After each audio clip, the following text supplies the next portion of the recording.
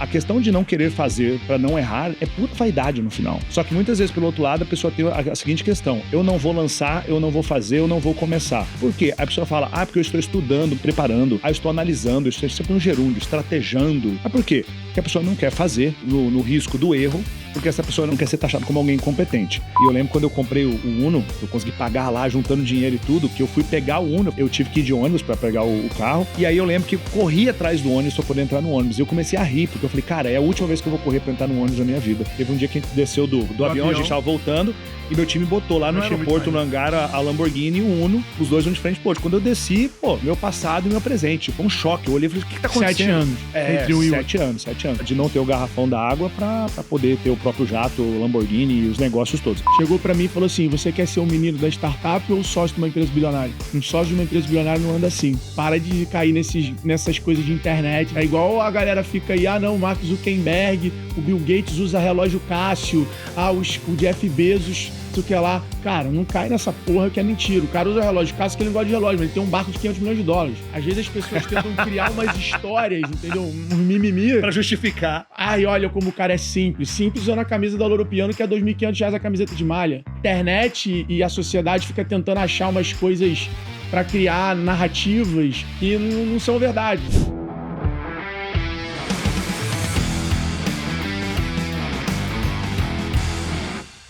Fala, turma! Sejam muito bem-vindos. Estamos hoje começando mais um episódio especial do Extremos. E hoje estou aqui com um cara que eu admiro muito. Um cara que o conteúdo dele há muito tempo vem chegando nas minhas redes sociais e a capacidade que ele tem de mandar algumas mensagens bem diretas, muitas vezes mensagens necessárias para que a gente saia do nosso conformismo, da nossa zona de conforto, daquela coisa que a gente fala assim, mas eu sou assim mesmo, mas assim eu também. E ele provoca constante mudança, o que significa evolução. Então, esse episódio vai ser especial, a gente não vai ter tantas coisas, só queria começar agradecendo a Minimal Club, que é a nossa patrocinadora aqui, a roupa básica do empreendedor brasileiro, tecnologia, qualidade, e você tem 15%, se você é o nosso telespectador, nosso ouvinte, você tem 15% de desconto na Minimal, tá? Minimal Club, a nossa marca oficial de camiseta básica. É realmente incrível, eu sou sócio investidor lá junto com o Bento e o time e muito fã do trabalho e do produto que eles entregam. Então aproveitem aí, porque o nosso telespectador, além de ganhar conhecimento, já ganha dinheiro, é isso mesmo. Então entra lá, Extremos, 15% de desconto. E vamos lá, vamos começar hoje, segue a gente aí, compartilha nas redes sociais, esse é um episódio especial que a gente está ao vivo no YouTube, porque esse cara merece isso aí, eu tenho certeza que ele vai dar uma mensagem muito forte, assertiva para o nosso público, para os gestores desse Brasil, e eu quero que vocês conheçam esse outro lado. Eu quero que vocês conheçam o lado empresário desse cara, que eu tive a honra de poder estar com ele ali no Gestão Estratégia, e, cara, ele participava das aulas, dava os inputs que os alunos piravam, que a galera curtia demais. Senhoras e senhores, o Wendel de Carvalho, hoje aqui no Extremos. Irmão, obrigado, viu? Obrigado por aceitar o convite. Nada, e honra isso. Poder trocar essa ideia contigo aqui, mano. Eu que agradeço. Vou usar o espaço de hoje como uma mentoria pessoal pra mim, recém-casado, e eu sei que você e sua esposa têm uma relação inspiradora. Não, tô aqui pra poder ajudar todo mundo aí, falar sobre dinheiro, família, negócio, o que for aí. Tamo junto, viu? Obrigado. Então, senhoras e senhores, aqueçam, batam os tambores, pode tirar as crianças da sala, bota na televisão que o pau vai quebrar. Wendel de Carvalho. Wendel Carvalho. Wendel Carvalho. Pronto. Qual foi o maior extremo que você já passou na sua vida? O maior extremo que eu já passei na minha vida, acho que vem uma cena que foi uma cena que eu vivi com a minha esposa, tá? E era uma cena que a gente tinha recém começado o relacionamento. A gente tomou uma decisão até antes, até naquele momento, né? Porque eu não era convertido ainda. Se eu fosse convertido, como foi pro catolicismo, não teria tomado essa decisão. Mas decisão de a gente morar juntos. E aí fomos morar juntos. E no que a gente foi morar junto, por conta de sabotadores financeiros que eu tinha, eu posso falar isso daqui porque eram coisas bizarras que aconteciam, e como dono de negócio, um monte de sabotador financeiro. E aí chegou um ponto que eu fiz várias ações erradas dentro da empresa e eu ficava sem dinheiro. Era o meu plano de se sabotar para poder ficar sem dinheiro. Porque eu via um teto financeiro, isso é inconsciente, chegava naquele teto, a partir dali eu começava a me sabotar para que eu ficasse com menos dinheiro do que eu deveria. E resumo da ópera que chegou num ponto que eu fiz 3 ações erradas numa janela de 2, 3 meses e eu fiquei sem nenhum dinheiro. Tipo assim, era 40 dias que eu ia ter 0 dinheiro. Mas quando eu digo 0 dinheiro, aconteceu essa situação, que foi extremamente extrema. Karina chegou pra mim e falou o seguinte: amor, desce lá. A gente morava num apartamento de R$ 1.300 o aluguel, pequenininho lá no interior de Santa Catarina. Ela disse assim: ó, desce lá e compra garrafão d'água. E eu peguei minha carteira, peguei meu aplicativo no banco e eu falei: amor, não tenho dinheiro pra comprar o garrafão d'água. Sabe assim, olho mareado. Cara, isso foi há 7 anos atrás, 7 anos e meio atrás, entendeu? Não tinha Lamborghini, não tinha jato, não tinha nada. Karina chegou e olhou pra mim, ela pegou o dinheiro na carteira dela e falou assim: desce e compra. Na hora que você voltar, a gente vai conversar. Sabe quando você vai assim? A derrota. A derrota. Fui lá comprar, falei, meu Deus do céu, cara, comprei e voltei. Ela falou, ó, das duas, uma. Ou você manda todo esse time que tá aí embora, que eram alguns freelancers, alguns funcionários, a gente vai fazer essa porra junto, ou eu não vim aqui passar dificuldade. Eu vim aqui pra poder que a gente prospere, pra que a gente dê certo e tal. Cara, aquilo foi um dos maiores pontos de inflexão na minha vida. Mandei o time todo embora. Sentei e falei, eu vou aprender a fazer esse negócio, eu vou aprender a fazer isso daqui, eu vou dominar todas essas paradas que tem aqui, vou dominar fazer página, anúncio, vender, eu vou dominar fazer esse negócio aqui. E aquilo foi um dos maiores pontos de inflexão e foi extremo, porque é aquela colocada na parede ali, aquela imprensada que você fala, cara, ou agora vai ou racha, entendeu? E como é que foi o início? Eu já peguei um negócio aqui que a gente vai entrar sobre o sabotador financeiro que eu achei incrível. Tá. Até vou bater nesse ponto antes. O que você tá me dizendo aqui do sabotador financeiro, e eu acho que quando você falou, eu falei, eu tive essa fase. Que é aquela fase que você começa a ganhar algum dinheiro e começa a se achar maior do que o dinheiro que você ganha. E aí, ao invés de você juntar e ter inteligência financeira, você começa a se achar. E aí, não, vou investir nisso, vou crescer o time, criar um escritório maior, vou trocar de carro. E aí você meio que começa a gastar com dinheiro futuro sem criar de fato um patrimônio para criar lastro. Então, isso aí é uma parte bem racional. É uma parte racional que faz sentido. Os empresários muitas vezes pensam assim, a minoria dos empresários pensam assim, mas é como os empresários pensam. Mas tem uma outra coisa, que é o seguinte, eu não me via merecedor. Então existe um problema. Um problema que eu ia lá, por exemplo, eu me via merecedor de R$ 15.000 por mês, por exemplo. Isso aconteceu durante muito tempo da minha vida. Então, só que isso é completamente inconsciente. Então eu trabalhava, ralava e tudo, fazia o que fosse. Quando eu chegava nos R$ 15.000 por mês, estava tudo bem. Só que muitas vezes eu passava dos 15 mil e chegava a 50, 60 mil reais por mês. Eu fazia de tudo que você puder imaginar. Vou contar algumas coisas aqui para me livrar desse dinheiro extra.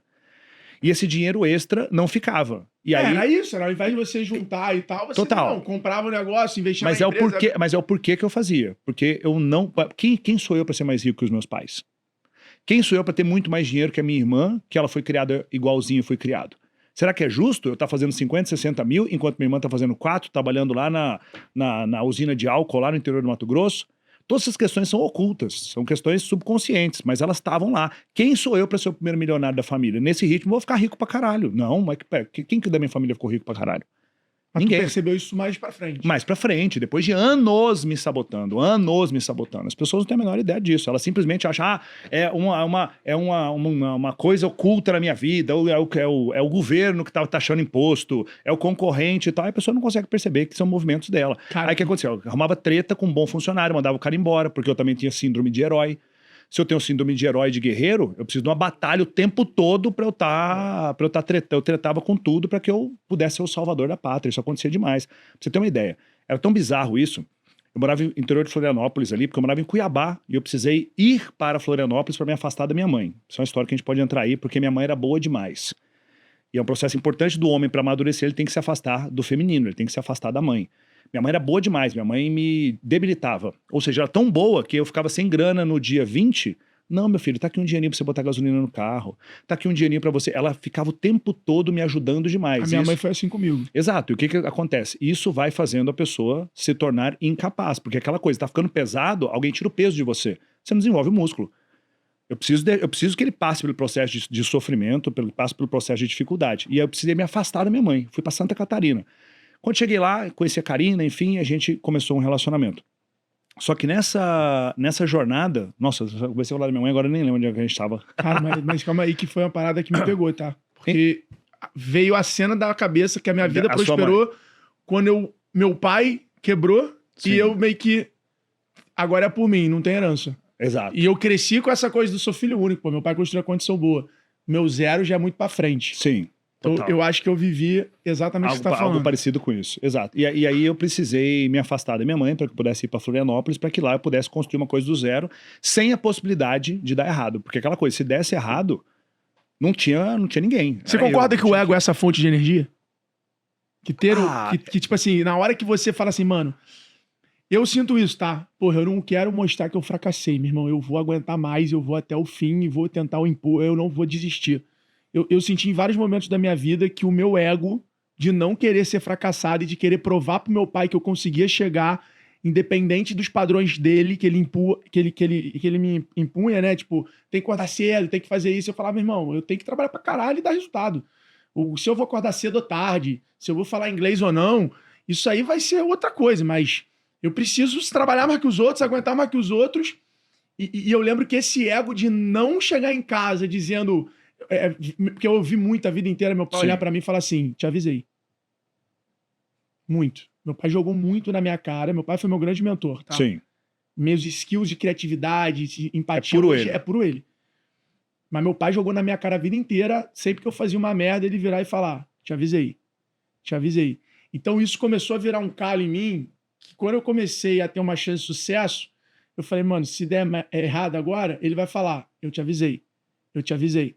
E isso eu sei que virou fonte de energia pra mim. Então eu sei que isso é puro ego, Isso foi útil durante um bom tempo. durante um bom tempo, mas não me leva pro próximo nível. Não, hoje talvez não seja tão útil, porque talvez seu pai não fica dizendo mais que ele te avisou alguma coisa, porque claramente Mudou. você deu certo, Sim. né? Claramente você deu certo. Principalmente em áreas ligadas a negócio, enfim. Outras áreas, enfim, aí seu pai e você sabem mais como é. Mas isso é uma energia motriz que ela pode servir tanto para o bem quanto para o mal, porque o ego está muito ligado à vaidade. Sim. Então, por exemplo, eu não quero passar por esse processo de dificuldade, eu não quero dar o braço a torcer que o meu pai falou que eu tô certo. Mas por que você não quer dar o braço a torcer? Por conta da nossa vaidade.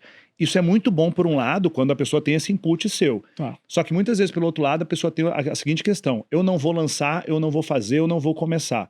Por quê? A pessoa fala, porque eu estou estudando, me preparando, eu estou analisando, eu estou sempre no gerúndio, estrategando, sempre no gerúndio, me preparando, estudando, analisando. Mas por quê? Porque a pessoa não quer fazer, incorrer no risco do erro, porque essa pessoa não quer ser taxada como alguém incompetente. Então, a questão de não querer fazer para não errar é pura vaidade no final. A pessoa é vaidosa. E estamos falando de pecado capital, estamos falando de uma doença da alma aqui, que é quando a pessoa ela tem esse nível de vaidade. Quando a pessoa tem esse input igual ao seu, que é o input correto, o que acontece? Essa pessoa consegue avançar, ela consegue ir para frente. Só que muitas pessoas não têm esse nível de mentalidade. E aí tem digamos assim, tem um perigo que talvez você não incorreu nisso, que é, eu vou continuar fazendo para provar pro meu pai que eu tô certo. Eu vou continuar fazendo o tempo todo para provar pro meu pai que eu tô certo. E aí é muito curioso, porque eu já passei por isso também, que é a seguinte questão: você continua fazendo e você nunca acha uma linha de chegada. Você nunca acha alguma coisa e fala assim, eu preciso continuar fazendo porque eu preciso continuar mostrando pro meu pai. Eu tô tratando isso na terapia. Então pronto, isso. Lindo. Então pronto. Isso é uma lição muito, muito importante sua, porque muitos homens, eles não tratam isso em terapia, muitos homens não fazem. Eu faço terapia, tem meu terapeuta que me conduz, que conduz a Karina, que conduz a gente juntos e tal. Eu tenho um com um casal, que é o Isso. Douglas Lote, e tenho a minha, que ela não deixa eu falar o nome dela, mas eu tenho uma minha, que é minha e dos meus sócios. Legal. Mas eu me via exatamente assim, quem me conhece sabe, eu sou o cara, meu irmão, lido muito bem com a vulnerabilidade. Mas isso é exatamente isso, é essa falta da linha de chegada. Sim. Quando é a minha relação eu e meu pai, existe uma falta de linha de chegada. Porque não existe o que você faça para se sentir completo. Porque essa completude talvez vai ter que vir de um sim, de um ok, de um você chegou lá, de uma outra pessoa. Que talvez não vai te dizer isso, ou talvez que ela já morreu, inclusive. Que ela fisicamente não tem como te dizer isso, né? Mas tô falando da ida de Florianópolis, a questão sabotadora financeira era tão alta que quando eu tava em Floripa, eu tinha um videomaker que morava em Cuiabá. Quando eu queria filmar, o que eu tinha que fazer? Comprar passagem pro cara. Aí o cara ia pra Florianópolis, eu pagava hospedagem pra ele. E esse cara me filmava. Aí ele passava 2 dias filmando, depois ele ia embora pra Cuiabá. Então assim, eram coisas absurdas, que eu abria mão, que não era o meu plano, aparentemente pra mim, que tava tudo bem, mano, mas o cara filma bem pra caramba. Mas ele mora em Cuiabá, porra, é um outro estado, ele tem que pegar avião e tal. Não, eu criava as minhas justificativas, esse é o problema, as pessoas sempre criam justificativas lógicas, racionais, para coisas que são completamente emocionais. E foi assim durante muito tempo. Foi assim de emprestando dinheiro para quem eu sabia que não ia me pagar totalmente, mas era inconsciente, e fazia de tudo para me livrar do dinheiro. Mas foram esses momentos de inflexão, por exemplo, que eu tive com a Karina, que me abriu os olhos. Falei, caramba, né? Eu tô vivendo a minha vida financeira como dono de negócio de forma completamente errada. A mesma forma como eu me relacionava com uma mulher. Eu escolhia não a mulher que eu queria edificar uma família com ela, que eu queria me casar. Eu escolhia a mulher que era mais ferrada emocionalmente. Porque o meu padrão eu queria salvar aquela mulher. Então, por exemplo, tinha a possibilidade na época, 3 namoradas, ou 3 possibilidades que eu podia. Eu falei, vou escolher essa aqui. Aí quando eu paro pra analisar hoje, porra, era depressiva, Rivotril, 500 mil de dívida, tinha se brigado com o pai, tinha um nível de raiva absurda do pai. Daquelas era a mais destruída possível. Ótimo, então eu vou salvar.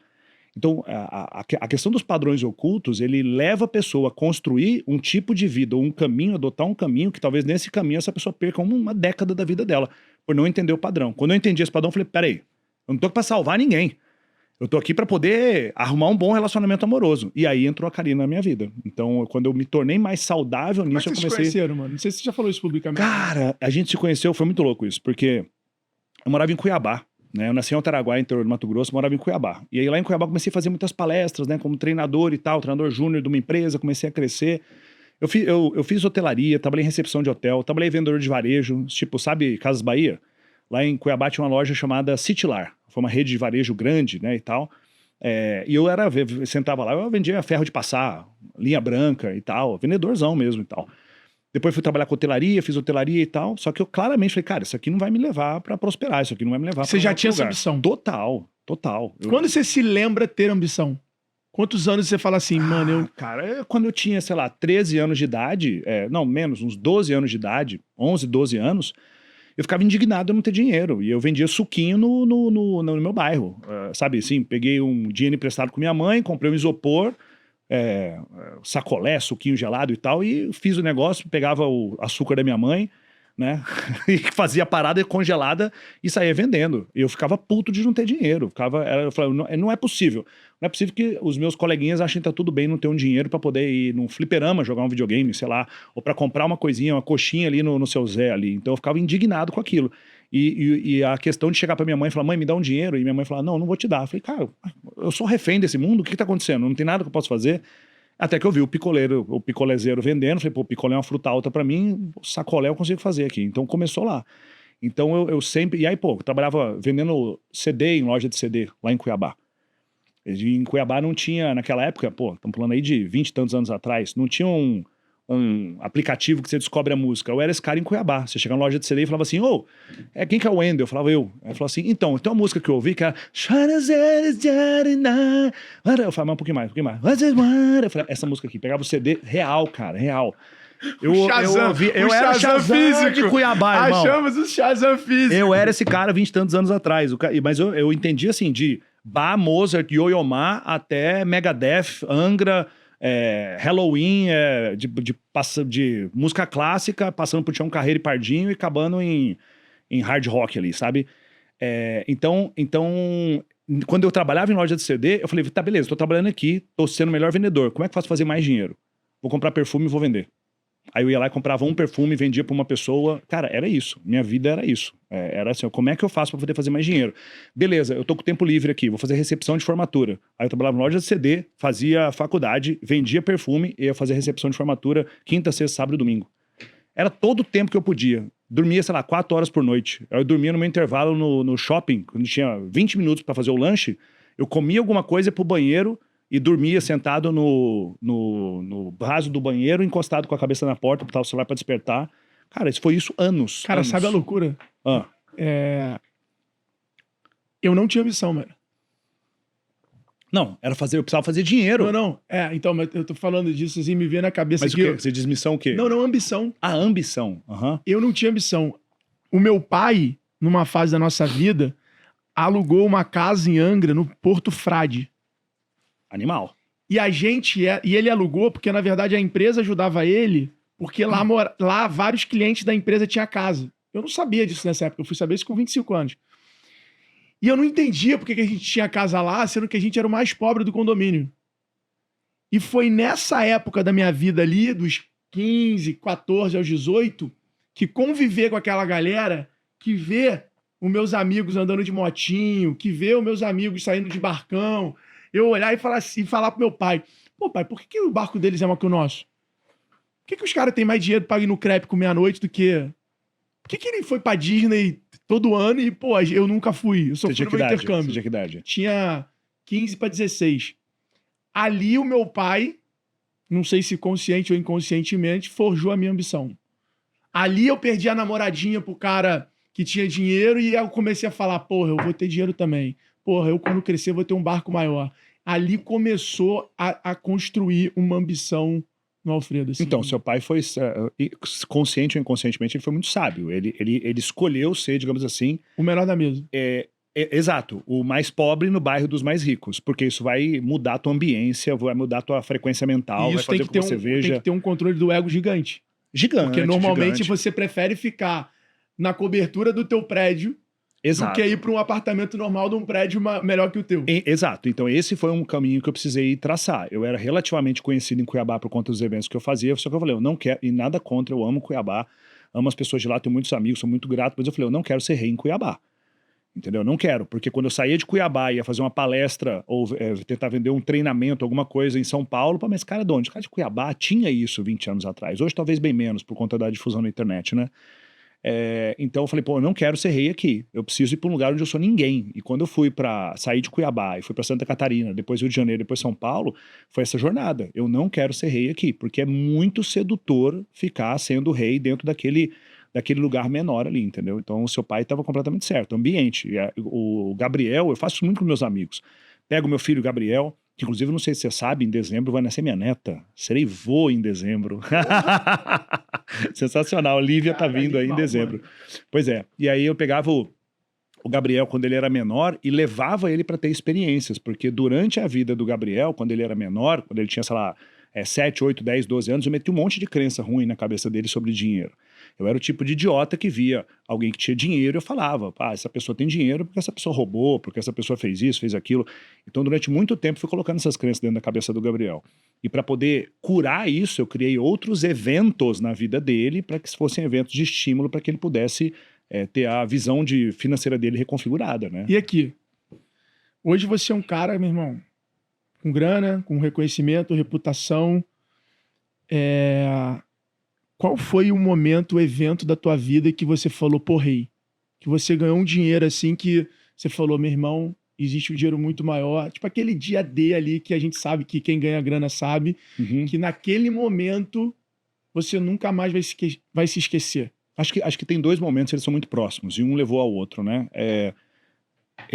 É muito comum no mercado de educação, né? E nós somos no mercado de educação, as pessoas não conseguem entender isso, né? O que a gente faz hoje, em guardadas as devidas proporções, era o que filósofos faziam muito tempo atrás. Perfeito. Em pesquisar alguma coisa. É igual a gente abrir colégio, faculdade. Exatamente. As pessoas não conseguem entender. A única diferença é que a gente virou o produto e a marca e o canal de distribuição. E isso incomoda as pessoas, né? De alguma forma. Então, por exemplo, as pessoas acham, o Wendel enriqueceu... Incomoda os burros, que fique claro também. Total. Os menos Vamos ser mais polêmicos, senão o nosso podcast não vai engajar, porque a internet precisa de porrada. O cara acha ruim porque ele é um filho da puta. Então... Porque ele não é. Ele acha ruim porque ele não conseguiu ser, entendeu? Aí, qual é o ponto? As pessoas falam, né? O Wendel enriqueceu ensinando as pessoas a enriquecerem. Leio do engano. Eu fiz 35 milhões de reais com gestão do tempo, foco e disciplina. Eu tinha um problema severo na minha vida de gestão do tempo, foco e disciplina, porque eu sou muito... Eu tenho uma positividade muito grande, eu acho que tudo vai dar certo, eu tenho isso muito grande, e você, pelo teu temperamento, também você deve ter muito isso. Eu tinha isso muito, isso me atrapalhava demais em relação à gestão do tempo, foco, organização, prometer as coisas, conseguir executar. Eu tinha muita dificuldade nisso. Isso na época eu trabalhava no varejo, me impediu de ser promovido, me impediu de pegar uma liderança e tal. Meu líder falou, se você não corrigir isso, você tá ferrado aqui na empresa. E eu parei e fui estudar gestão do tempo, foco e disciplina. Fui estudar e corrigir isso na minha vida. Tanto que eu consigo ter atividade física como prioridade, a vida espiritual. A gente tira, eu e a Karina, ano passado foi 74 dias de férias. A gente consegue ter vários projetos rodando e tal. Então, eu resolvi minha vida com gestão de tempo, foco e disciplina. E lá atrás eu comecei a ensinar isso para as pessoas, porque eu vi que as pessoas não sabiam. E eu fiz 35 milhões de reais ensinando as pessoas gestão do tempo, foco e disciplina. O maior curso de gestão do tempo, foco e disciplina da América Latina é chama Método Cronos. Aluno pra caralho, treinado e tal. Beleza, então... esse é um ponto. Então, para corrigir a ideia de que as pessoas acham que eu enriqueci ensinando a enriquecer. Depois que eu estava muito multimilionário com esse treinamento, aí eu falei, pô, acho que agora eu posso ensinar as pessoas o caminho para que elas possam prosperar, né? Então, a verdade acima de tudo. Aí entrou uma seguinte questão. É muito comum as pessoas terceirizarem o que elas não estão conseguindo fazer para outras pessoas para poder culpar essas pessoas. Eu vou arrumar uma terceirização aqui, porque eu não estou fazendo o que tem que ser feito, eu quero terceirizar esse processo para que eu possa culpar alguém. E foi assim que eu fiz. Eu não fazia o que tinha que ser feito para poder construir minha empresa de educação, e eu achei uma pessoa para terceirizar tudo para ela, e ela não fazia. Eu falei, agora eu estou culpando ela. Vários do mundo de infoproduto e mercado digital de educação fizeram isso. Fazem isso. Falaram, não, contrata um CEO aqui, bota alguém... E quando o cara do mercado tradicional também, pô, vou achar esse consultor financeiro e eu vou falar pro cara, pô, você tem que resolver minha empresa. Aí pronto, o cara agora arrumou... Eu falo isso na minha aula, eu falo, galera, porra, se o consultor fosse melhor que você, dá a chave da tua empresa pra ele, pô. Ele não cobraria só 100 mil, 200, 300, 500. Total. Porra, não faz sentido essa porra. Ele é uma pessoa que vai te iluminar e você que toma a decisão do negócio. Ele vai melhorar tuas perguntas, ele vai te mostrar direções, mas no final do dia, porra, não se ilude. E aí eu arrumei uma parceria dessa, claramente deu errado, porque eu queria botar a culpa no cara, e aí eu falei, bom, eu vou aprender a fazer esse negócio. E, cara, eu mergulhei 1 ano, e eu falei, eu não vou ter vida durante 1 ano. Sabe o lance do modo caverna? Foi isso que aconteceu há, sei lá, 6 anos atrás, logo depois da cena do garrafão d'água lá que eu falei. E eu aprendi a editar vídeo, eu aprendi a escrever copy, eu aprendi a criar página, eu aprendi a fazer tráfego, eu aprendi a fazer tudo isso, que é necessário para que hoje uma mídia chegue, uma campanha estruturada chegue para qualquer lugar. E aí eu aprendi a fazer esse troço. E aí fui lá e fiz uma ação de vendas que era para vender o método Crono, gestão de tempo, foco e disciplina. Investi 15 mil reais, fiz 90 em 30 dias, né? Botei 15 mil de tráfego, dei 3 aulas, vendi o programa, beleza. Aí o que eu falei? O que eu faço agora? Eu falei, deu bom, repete, né? Só que não vou repetir daqui 6, 7 meses, eu repeti no outro mês. Botei 15 mil reais de novo, voltou 85, e no terceiro mês eu botei também 15 mil reais para ver se tinha padrão, né? 2 vezes você não tem tendência, 3 vezes você tem tendência para cima ou para baixo. E eu vi a estabilidade daquilo. Isso aí, turma. Isso aí é legal, hein? Não, se você faz 1 vez, não tem tendência. 2 também não, porque é uma linha reta. A terceira eu tenho tendência que aponta para cima ou para baixo. É bom. Na terceira vez eu virei pra Karina e falei, amor, olha só, botei 15 mil, voltou isso, fiz 3 vezes, vamos botar mais? Então assim, eu e a Karina, a gente não toma decisões altas de dinheiro. Quando eu digo decisões altas de dinheiro, depende do que é alto para cada um. A gente tem um alinhamento muito grande com isso. E a Karina falou, vamos fazer mais. E aí a gente botou 200 mil reais. Hoje vocês tocam a empresa Juntos. Vocês são tipo co-CEO ou tipo você é o CEO e ela é tipo tua COO ali, ou CFO de... Não, acho que a gente divide muitas operações, acho que a gente divide muito, tem muito a questão do pessoal me olhar, acho que mais como um CEO, mas eu toco as partes... Mas no final é bem junto, bem unido. É bem junto. Eu toco mais a parte ligada à receita e ela mais a parte de back-office e tal. Na Vetex é assim, a Vetex, o Mariano e o Geraldo são co-CEO. Sim. Então o Geraldo toca muito a parte de cultura, a parte de produto, tecnologia, infra, financeira... E o Mariano toca mais expansão, marketing, growth, etc. Então a gente tem essa divisão. E aí eu falei para ela, ó, vamos investir 200 mil? Vamos. E aí foi muito engraçado, porque a gente fez o lançamento, né, do método Crono, gestão de tempo, foco e disciplina, e deu uma porrada, entendeu? E aí foi em 15 dias, deu R$1 milhão líquido. Eu falei, meu Deus, achamos o veio aqui. Agora o troço funcionou. Nesse momento você não era o cara de ter muito dinheiro no banco, você já ganhava um dinheiro. Não, nessa época eu era o cara que eu tinha, sei lá, eu tinha separado ali, nessa época eu andava num C3zinho velho, sabe? Que o para-choque era meio remendado ali. Você fazia dinheiro? Fazia dinheiro. Mas não tinha acumulado. Mas o que sobrava sempre era aqueles 15 mil reais por conta da minha sabotagem lá. O que você sentiu quando você viu R$1 milhão na conta? Cara, não era a grana, era assim, cara, eu fiz dar certo. Eu dei certo, sabe? Assim, do tipo, passar aquele filme, porra, 10 anos fazendo esse troço aqui e agora deu certo. Então não era grana, agora eu vou comprar 911. Não era isso. Era o lance de, pô, foi tanto esforço e esse troço virou, e entendeu? A confiança de, eu sei que eu posso fazer de novo. Exato. Eu sei que eu posso fazer de novo, eu posso repetir esse processo. Agora aqui, pra quem você ligou? Na hora, cara, eu não lembro pra quem eu liguei. Assim, eu acho que eu celebrei muito com a Karina. A gente inclusive, foi a nossa... uma das primeiras viagens internacionais que a gente fez, internacional porque é pertinho, mas a gente foi pra Buenos Aires. E foi a primeira vez, assim, a gente tava lá e as vendas batendo, a gente, cara, que coisa louca, né? E foi uma redenção, assim, porque a gente passou por muitas dificuldades, né? Essas questões financeiras e de muitas discussões ali por conta dos meus sabotadores. Mas eu liguei pro meu pai, liguei pra minha mãe, mas eu não lembro quem foi a primeira pessoa, mas eu lembro que eu celebrei muito com ela, sabe? Assim, do tipo, pô, você não desistiu de mim, você me fez ver um blind spot que eu tinha ali, esse ponto cego, e a gente celebrou bastante, sei lá, sabe?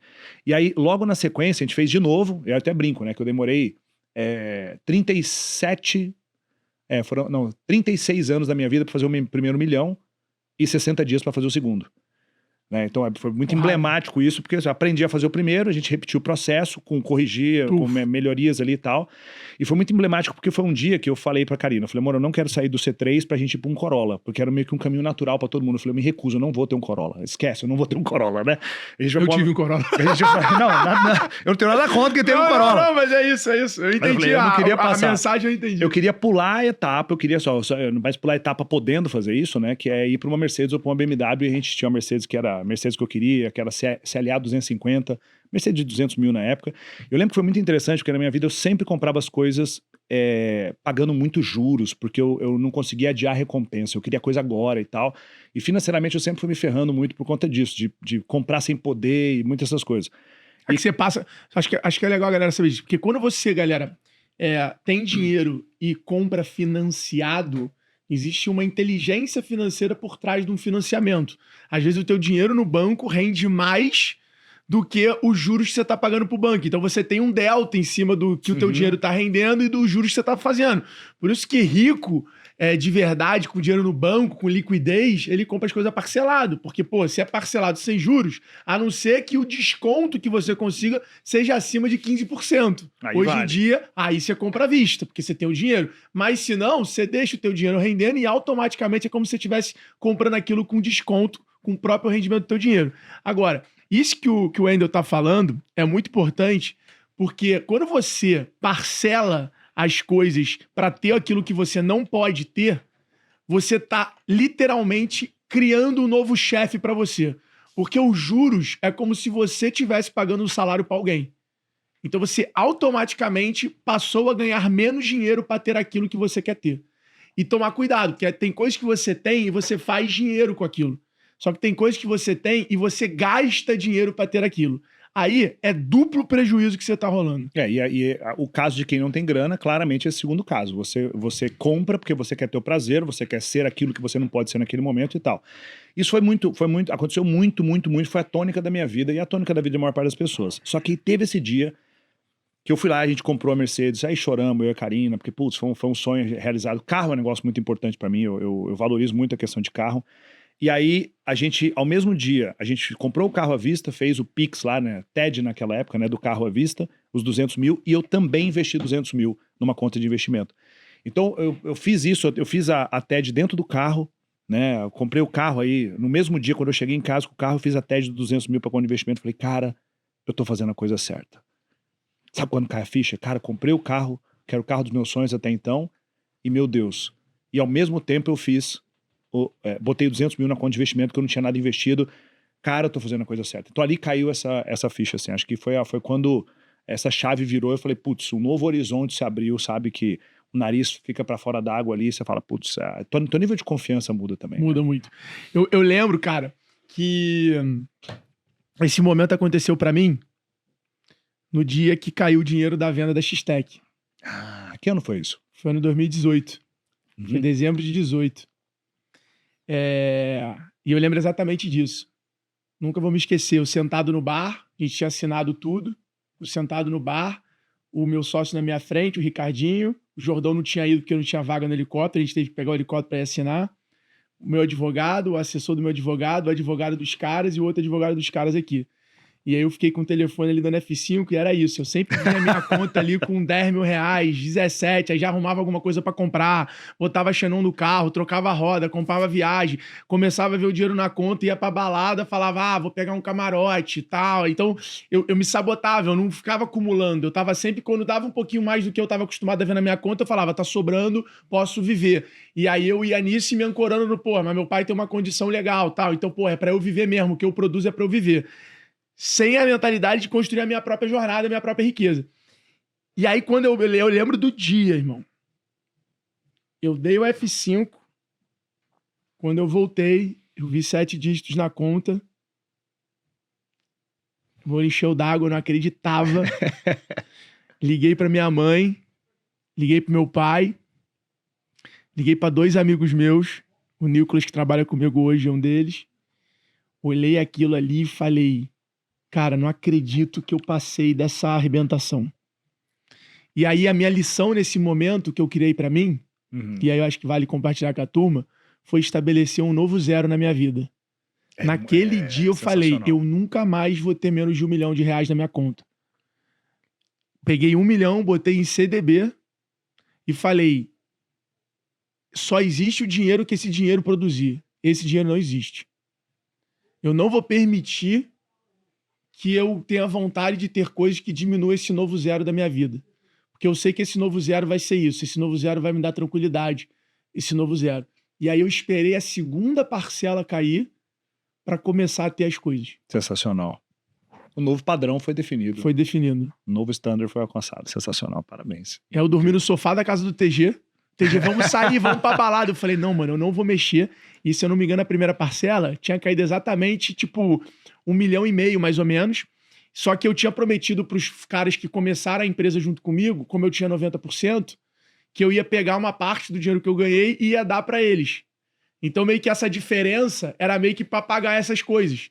Então, eu ficava, tipo, com 1,90 milhão. E aí eu falei, bom, eu só tenho 90 mil pra gastar. Eu não tenho mais que 90 mil, porque eu não vou. Eu falei, eu não vou me permitir. Porque eu acho que quando você começa a acumular dinheiro, que ganhar dinheiro é diferente de acumular dinheiro. A riqueza tá no quanto você gasta, não no quanto você ganha. O quanto você ganha tem uma vida boa, tem experiências maravilhosas, mas você tem que ter uma dinâmica de acúmulo também, porque Total. Aí é que você vai pra eternidade financeira. E aí eu lembro disso, eu lembro que eu dormi no sofá do Thales, saí, fui no Santander ali da Faria Lima e apliquei o dinheiro, mano. E aí esse momento é como se você falasse, porra, eu posso tudo, mano. Dá. Sim. Olha que loucura. Pô. E você nesse dia, porque muitas vezes fala assim, eu vejo muita gente, né, desenvolvimento humano vazio e tal, do tipo, diga coisas na frente do espelho, fala alguma coisa em voz alta, que aquilo tudo vai reconfigurar o que está dentro de você. A coisa não vai ser reconfigurada até que você faça alguma coisa concreta em relação àquilo. Então, naquele dia, você mudou. Naquele dia aconteceu uma transformação de fato, que você colocou algo concreto para acontecer. Mesma coisa quando eu estava dentro do carro, e não foi teórico. Eu fui lá e fiz a aplicação, comprei o carro à vista e fiz a aplicação. Falei, cara, tá acontecendo. E eu lembro desse momento e ele tá dentro de mim, sabe? Ali virou uma chave. Sabe o momento que aconteceu isso comigo também? Quando eu comprei uma Porsche. Que eu sentei Sentei. Eu lembro até hoje, eu tava em frente ao Bar Design, tava indo almoçar com meu pai, no sinal, aí eu olhei assim aquilo e falei, cara, eu tô aqui indo almoçar com meu pai. Dentro da porra de uma Porsche. E eu tenho uma Porsche, mano. Maluco, né? Falei, que loucura, pô. E eu me lembro de eu sentado na mala do meu carro, quando eu acabava de surfar, eu e Nicolas, a gente sentava na mala do carro, só pra ficar na barra vendo os carros. Eu tinha um Ibiza Seat. A gente ficava na mala do carro vendo os carros passar. E aí a gente falava assim, cara, se a gente tivesse 200 mil, que carro a gente compraria? E a gente ficava fazendo essa dinâmica. E 100? Não sei, eu pegaria esse. Então, E o que é incrível depois, que as pessoas não conseguem entender isso. O que é incrível depois é que, pô, carro é uma coisa que eu aprendi a gostar com meu pai. Eu adoro carro, aprendi a gostar com meu pai. Meu pai era do tipo que ele trabalhava no Banco do Brasil, era caixa no Banco do Brasil, mas meu pai era tarado por carro. Ele comprava Opala, meio derrubado, ele reformava o Opala em casa. Ele lixava o podre do carro, botava Durepox, aí ele pintava, ele que fazia a parada. E depois, quando o carro tava prontinho, que eu ficava feliz, quando criança, ele vendia. Aí ele pegava outro zoado e fazia isso, que era um hobby, era uma renda extra que ele tinha e tal. E eu aprendi a gostar de carro do meu pai. Meu pai pegava a gente de carro no colégio, eu e minha irmã, e ele saía, cara, imagina, anos 90 foi incrível mesmo, né? Hoje em dia é um saco. Meu pai pegava a Liane, que é minha irmã, e eu, e saía cantando pneu, sabe assim, moendo o pneu na porta do colégio. Imagina você vai pegar teu filho na porta do colégio, você é um cara de lado com um carro assim. No outro dia eu chegava no colégio, eu era celebridade. Pô, seu pai é incrível! Muito maneiro. Ai, cadê? Tio. Quando eu chegava lá, meu pai, falei, calma, meu pai chegou, né? Então, eu aprendi a gostar de carro. A gente teve uma infância muito parecida, mano. Porque meu pai era o cara que tinha barco na época. Então, era o cara do colégio que tinha um barco. Então, vamos os seus amiguinhos pra sair de barco. Aí era o assunto. Aí, quando meu pai ia no colégio, era eu, tio. O tio do barco, né? E aí, por exemplo, o ritual que eu tenho é, quando eu compro um carro novo, eu ligo pro meu pai e falo, vem pra cá porque a gente tem que entrar. Foi assim quando eu comprei a Mercedes, foi assim quando eu comprei a Panamera, depois a 911 e a Lamborghini, sabe? Vem que você tem que andar. E aí, foi até uma coisa, eu até passo isso em alguns eventos meus, que quando, na 911 eu fiz isso, e na Lamborghini também, de botar a câmera filmando e filmar a reação do meu pai. Nossa, eu vejo aquele vídeo direto, um vídeo de 10 minutos, eu olho e falo, cara, olha a cara do meu pai, né? Dele ver o carro, da gente acelerar, dele, pô, arrepiei e tal. Isso é maravilhoso. Então, eu tenho essa sensação com os meus pais, você deve ter isso também, que é a sensação de o projeto deles deu certo. Eu tenho, mano. Sabe assim, o que vocês fizeram lá atrás, Eu tenho. essa conta fechou, viu? O filho de vocês deu certo na vida. Porque a gente é o projeto mais importante dos nossos pais, Eu né? tenho essa parada. Isso é animal. Eu tenho. Irado. Deixa eu te falar uma coisa. Antes da gente entrar nessa próxima discussão, só agradecer a Boali, do nosso amigo Rodrigão. O Rodrigo é incrível, ele veio aqui, eu vi, né? Veio aqui, foi incrível, já vendeu franquia. Aquele cara que ele falou, vou te comprar, ele tá, cara... Foi. Rodrigão é sensacional. Rodrigão, ó, tá aí, QR Code na tela, você que quer empreender no mercado de food tech, mercado de alimentação saudável, participar da expansão da Boali, empreender junto com um cara que é sensacional.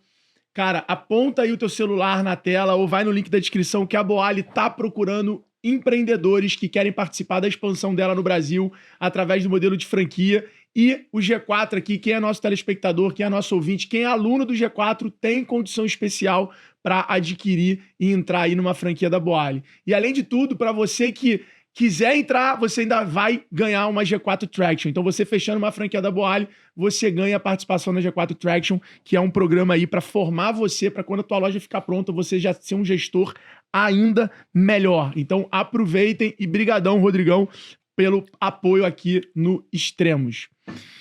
Irmão, como é que você hoje é um cara que está participando de vários grupos muito importantes do Brasil. Um deles é o Em Busca da Verdade, do nosso grande amigo Guilherme Freire, que é de filosofia. Sim. Você é um grande estudioso, o Guilherme sempre fala muito bem de você, fala que você é um aluno muito aplicado.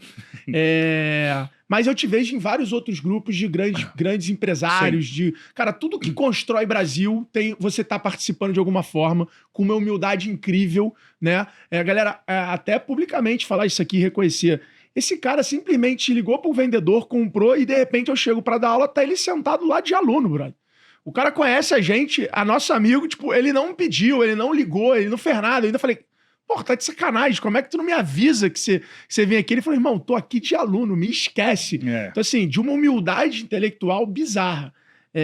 Como é que você se apresenta quando você tá num grupo desse ou quando você tá entrando num novo grupo? Como é que você se apresenta como empresário, como professor? Como é que é isso? Como é que é o pitch do Wendel sobre ele? Quando eu estou num grupo de pessoas perguntam o que eu faço, eu falo, sou do ramo de educação. Eu ensino pessoas, eu trabalho com desenvolvimento humano e empreendedorismo. É isso que eu faço. Então, eu ajudo as pessoas a construírem seus negócios, principalmente usando um braço digital, né, usando a internet como principal motriz de divulgação. E trabalho com desenvolvimento humano, que é a minha cachaça, é a minha loucura. Que é o Cronos. Que é o Protagon. O Cronos o Cronos é... Mas ainda existe o Cronos. O Cronos existe, ele está dentro de desenvolvimento humano, mas é um programa online. Existe um outro produto nosso, que é o Protagon. Ele acontece 8 turmas por ano. E a cada 45 dias tem uma turma de 2.000 a 2.500 pessoas a cada 45 dias. Que animal, irmão. E aí são 50 horas de treinamento em 3 dias. Começa às 9 da manhã e vai até 1, 2, 3 horas da manhã todo dia. É uma coisa enlouquecedora. Você não viu nada parecido na vida. É um troço de outro planeta, assim. E esse programa é de life design. O cara vai lá para poder mexer com as crenças dele, mexer com os traumas do passado, vai para alinhar para onde vai a vida dele como um todo. Então, estamos falando de vida, negócio, estamos falando de relacionamento amoroso, espiritualidade, hábitos saudáveis. Então, é para trabalhar 5 áreas da vida. O Protagon, ele é sobre isso.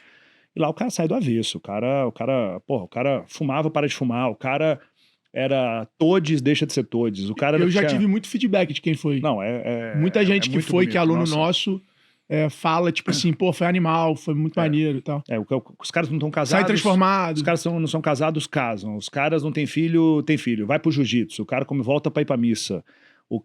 A empresa não crescia. Tem caso de aluno nosso, por exemplo, que o cara tinha muito problema em relação a ser agradador.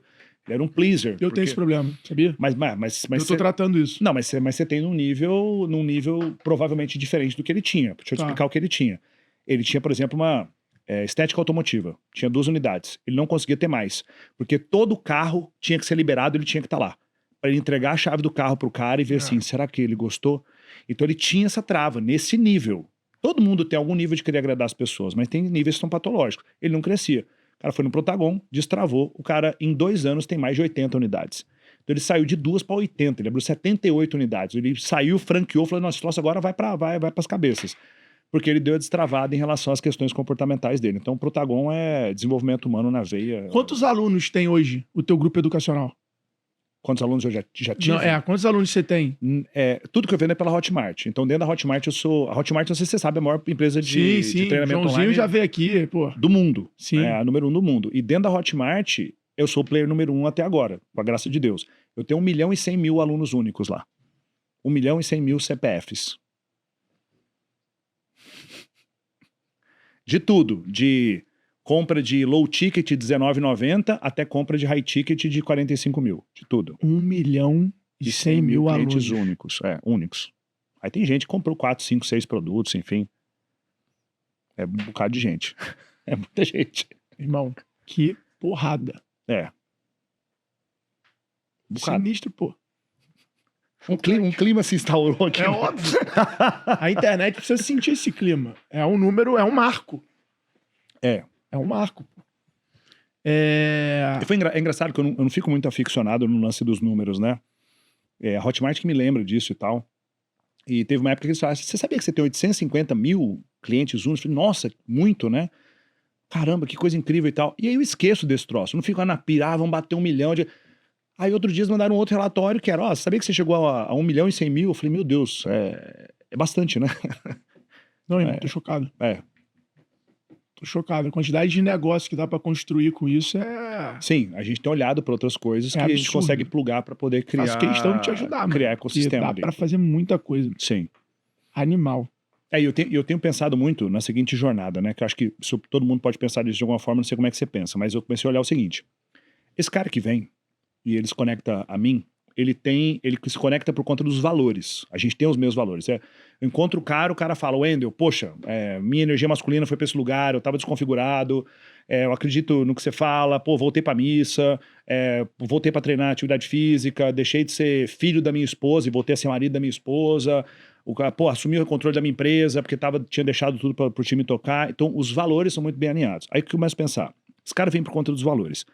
O que esse cara compra já antes de me conhecer, o que ele compra durante o processo que ele está comigo e o que ele compra depois que ele saiu do ecossistema. Então fiz passado, presente e futuro e eu comecei a olhar para isso. Então, por exemplo, aí teve um dia eu estava no Protagon, um exemplo, tá? O cara vem e começa a fazer dinheiro depois que ele aprendeu as coisas com a gente. Aí o cara chega e fala, pô, Wendel, cara, incrível, eu entrei pro Olimpo, que é a nossa mentoria para ensinar a criar o produto digital e tudo, né, ecossistema digital. O cara chegava para mim e falei, cara, Wendel, foi incrível, fiz a minha ação de venda, porra, botei 5 milhas no bolso. O que eu faço com esse dinheiro? Aí eu falava, investe em algum lugar da BTG, da XP. Eu falei isso para, sei lá, centenas de alunos. Até eu falei assim, cara, por que eu não tenho uma participação no escritório de investimentos? Por que eu não tenho uma parceria? Né? Ou seja, o que é que o cara começa a fazer depois que tem contato comigo? Ele começa a investir. Então, ótimo, vamos então fazer uma sociedade, uma parceria com um escritório de investimento. O que o cara começa a fazer antes de mim? Que ele poderia, depois de contato comigo, começar a fazer. Aí um dia eu tava no Protagon, 2.500 pessoas, metade é homem, um monte de cara de barba, todo mundo de cabelo. Eu falei, cara, esses caras fazem barba e cabelo em algum lugar. O meu arquétipo tem a ver com isso, minha imagem tem a ver com isso. E aí, posso até te contar essa história depois, mas aí falei, cara, vamos montar uma rede de barbearias. Você tem uma rede de barbearias hoje? É rede, porque eu esperei muito esse momento chegar. Eu tenho 2, se é 2 é rede. É óbvio, porra. Se uma é uma. Tá louco? 2 é matriz e filial. Então eu tenho uma rede de barbearias. Óbvio, porra. Chama Corte, Barbearia e Visagismo para Homens. É um conceito completamente diferente. Quando vai chegar em São Paulo, primeiro semestre do 2025, depois de São Paulo, Alphaville. Aí depois a gente vai criar umas 4 ou 5 em São Paulo mesmo. O estudo tá sendo feito já e tal. A gente vai... Pô, ia ser legal ver você junto com o Juarez, hein? Não, cara, se eu contar a história de Juarez, velho. Juarez foi meu coach, cara. Ele foi meu cliente de coaching. Lá atrás, sei lá, 12 anos atrás. Ele era corretor de imóveis, cara. E eu fazia um processo de mentoria com ele para poder destravar algumas coisas nele. Ele vendia apartamento. Depois eu vejo lá um cara estourado, isso foi ele veio aqui, 2 anos atrás. amigo. Um cara estourado. Aí eu falei assim, Juarez, falei, cara, coisa incrível. Aí mandei um WhatsApp pra ele e falei, esse cara, o telefone é teu. Ô, mestre, tudo bem? Falei, irmão, você virou barbeiro, você explodiu, cara. Morri de orgulho Tem dele. que escolher. Aí, tem que rolar Não, collab entre vocês. Não, vai rolar. Nesse, né, é o pós, né? Porque a gente tinha uma história lá atrás, lá em Cuiabá, ele é de Cuiabá. Exato, pô. Por isso que eu falei, eu juntei tudo, falei, meu irmão, agora é maravilhoso, pô. Total, não vai ter vaga 3 anos, pô. Vai ser uma loucura. Total. E aí foi muito bacana, Vai ser uma loucura. foi muito Ó, bacana. eu vou te dar agora, a gente tem um momento aqui que é o G4 Insights. Tá. E eu vou te deixar um insight para essa construção de ecossistema, que é muito já parecido com o que você tá fazendo. Eu vou te dar uma outra ótica. Tá. Que é você fazer o exercício do seguinte. Primeiro, 1.100.000 clientes. Você vai pegar esses dados e vai criar cohortes desses dados como se fosse um infodata de demográfico. Então, pô, quantas pessoas tem acima de tantos anos, quantos homens, quantas mulheres, quantos casados, para você entender os teus grupos de ataque. Porque às vezes você não sabe, mas hoje você poderia ser sócio de uma empresa de casamento. Porque se a galera vai lá e sai casado, casamento a margem é gigante. E você poderia dar para ele um benefício, tem tudo a ver com o que você prega pro cara e ganhar dinheiro pra cacete. Casa com a nossa empresa de casamento. Você compra o curso, se você contratar a nossa empresa de casamento, o valor do curso é cashback para você, para fazer o teu casamento. Isso é incrível. Então, qual é o exercício aqui que eu acho que vale seu time fazer e você? O que meu cliente já compra, o que meu cliente precisa e o que meu cliente deseja? Já compra, precisa e deseja. O precisa é o caminho mais curto, é a fruta baixa. Sim. O desejo é a fruta alta. Só que o que ele deseja, você pode tornar um cara que viabiliza para ele. Então, teu cliente deseja ter um relojão. Talvez se você pegar uma parceria com uma marca de relógio que não é tão cara, se torna um relojão para ele. Você tá falando, tipo assim, tá muito embrionário na minha cabeça, faz total sentido.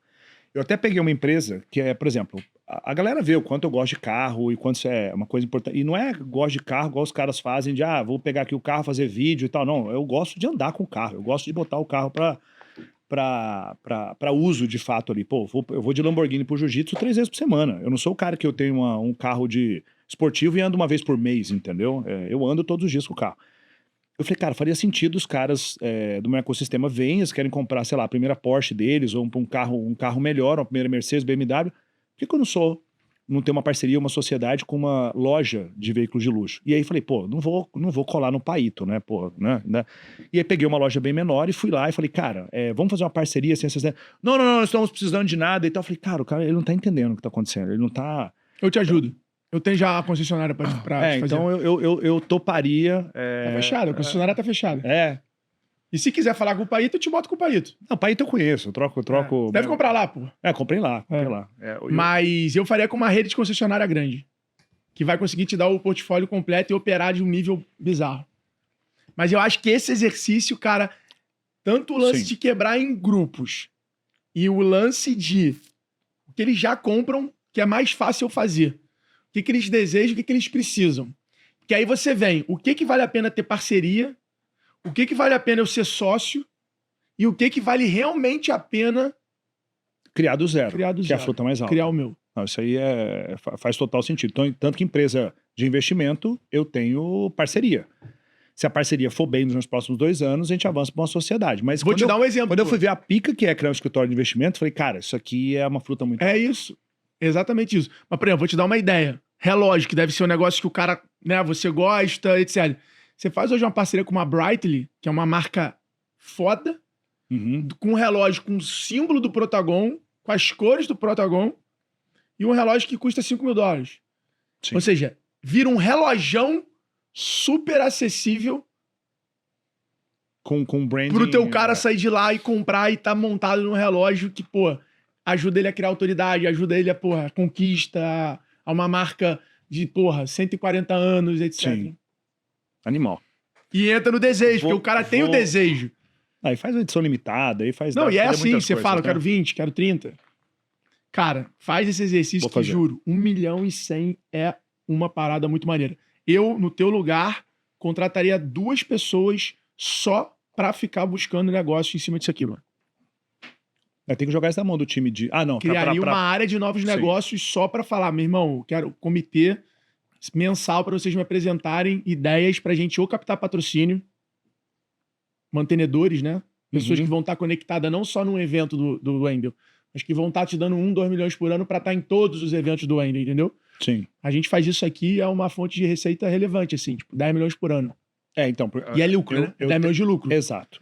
Porque é o que eu falo lá, eu chamo de... É o dinheiro oculto ali, porque isso não tá em tráfego, não tá um produto novo, não tá... Eu bato muito Eu chamo nisso. de criar dinheiro. Total. E o desembolso para isso é muito, muito pequeno. E a gente começou isso...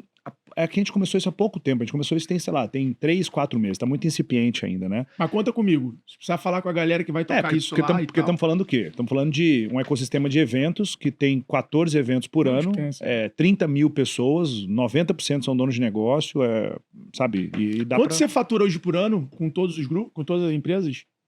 Cara, Grupo Virtus, que é o grupo de educação, 120, 122 milhões ano. Animal. Tá? A gente tem 155 pessoas no time lá. E aí tem outros Super negócios... eficiente. Não, a gente tá bate-cabeça como todo mundo bate. Mas, pô, já é eficiente. Já é um número alto com um time que você conseguiu segurar bem o time. Não, a gente tem dificuldade. Podemos falar sobre isso. Tem dificuldade como todo negócio. Porque qual que é o lance? A gente era muito pequeno, 2 anos atrás, a gente cresceu muito rápido. Muito rápido. E aí quando você cresce muito rápido, você tem um desafio de cultura. Como é que foi essa tua curva? Tu pode falar? Tipo assim, primeiro ano, tipo... Cara, eu tenho até, quer ver? O celular tá aqui, mas assim, O G4 foi 11, 22, 54, 130, 205 e 300 esse ano. 310. Pô, você lembra de cabeça, eu preciso decorar esses números. Aqui. Mas a gente saiu assim, a gente saiu nos últimos, antes da pandemia, a gente estava fazendo, em 2019, né, a gente estava fazendo lá 30 milhões ano, entendeu? E aí saiu de 30, foi para 60, 79 e tudo, até onde a gente chegou agora. Então, só qual é o ponto? A gente cresceu e deu uma esticada muito rápida de time nos últimos 2 anos. E a dificuldade de criar cultura, a dificuldade de criar liderança, e aí tem um outro ponto que é curioso. Existe um problema que a gente está buscando forma de solucionar, que tem a ver com cultura, tem a ver com retenção de liderança principalmente, que o cara vem e trabalha 1 ano comigo, e esse cara bota na bio do Instagram dele, sou estrategista do Wendel. Eu já vi isso. Cara... Eu já vi gente que já tentou se vender pra mim falando que é teu estrategista. Exato. E aí qual é o ponto? O cara foi lá, o cara participou do lançamento, onde ele talvez não fez quase nada, ou então até a coisa nem foi tão bem feita. Eu dei esse feedback, tá? Quando a pessoa veio. Eu falei assim, cara, eu vou te falar, cuidado com essa porra, porque quem segue o Wendel e é inteligente, sabe que ele é um cara que tem noção de tudo. Então assim... Cuidado pra não falar, eu lancei... Mas você é safo. As pessoas caem no conto da sereia, entendeu? É aquela coisa, você trabalhou com o Wendel, então, meu Deus, então você vai fazer exatamente a mesma coisa. E o cara não consegue entender que ele não tem o produto que você tem, não, o arquétipo que você tem. Não tem. Mas aí a pessoa cai, e aí o cara trabalhou recebendo 15, 20 pau aqui, e o cara, imediatamente, ele consegue 40 no outro lugar. Até a pessoa perceber que não é ele que gera o resultado de fato, e aí essa pessoa perdeu 2 anos da vida dela lá, enfim, né? Então a gente tem esse desafio. Então, o desafio nosso do negócio hoje é formar liderança e cultura. É onde a gente está. A gente tem que formar liderança, tem que formar cultura, porque a gente cresceu rápido demais, e aí você enfrenta esse desafio, né? Animal. Irmão, vamos entrar num papo aqui de marketing. Você é um cara que foi talvez um dos primeiros caras a usar o carro, a riqueza em si. Eu lembro de uma viagem tua para Maldivas com a sua esposa. Não teve? Foi quando... cara animal. Soneva Gianni. Eu lembro disso. Recomendo, vá. Não, eu lembro que eu fui para Maldivas e eu lembro da tua viagem, foi uma coisa que falei, pô, olha, eu tenho que ir nessa porra, tô enrolando e tal. Você foi o primeiro cara a usar isso, né? E claramente hoje isso vai muito além. O MC tá usando a mesma estratégia. O MC usa a casa, a Virgínia usa casa, carro, relógio, para poder virar contexto, para poder fazer marketing em cima disso, né? Ok. Essa semana eu me dei uma licença poética e usei. Eu e Thales, a gente teve uma história de comprar um vinho para comemorar o Vale. Antes do Vale acontecer, a gente falou, cara, a gente tá tão confiante que vai dar certo, vamos comprar esse vinho aqui e vamos abrir para comemorar. E eu fiz um post do vinho. Eu não bebo, então foi legal. E é impressionante o que causou esse post do vinho. De pessoas que não falavam comigo há muito tempo mandando mensagem, de outras pessoas que eu tava querendo falar e tava difícil falar, me atendendo rapidinho no dia seguinte. Você foi ouvido. Exatamente. Então eu fiquei realmente bem impactado, eu já sabia disso, né? Mas a gente... como escola, cara, sei lá, a gente tem um pouco ainda de preconceito disso, mas já usamos. Tentamos dosar o uso. Mas você usa e usa muito bem, irmão. Porque tem vídeo teu no carro lá fazendo... Eu queria que você falasse sobre isso pra galera.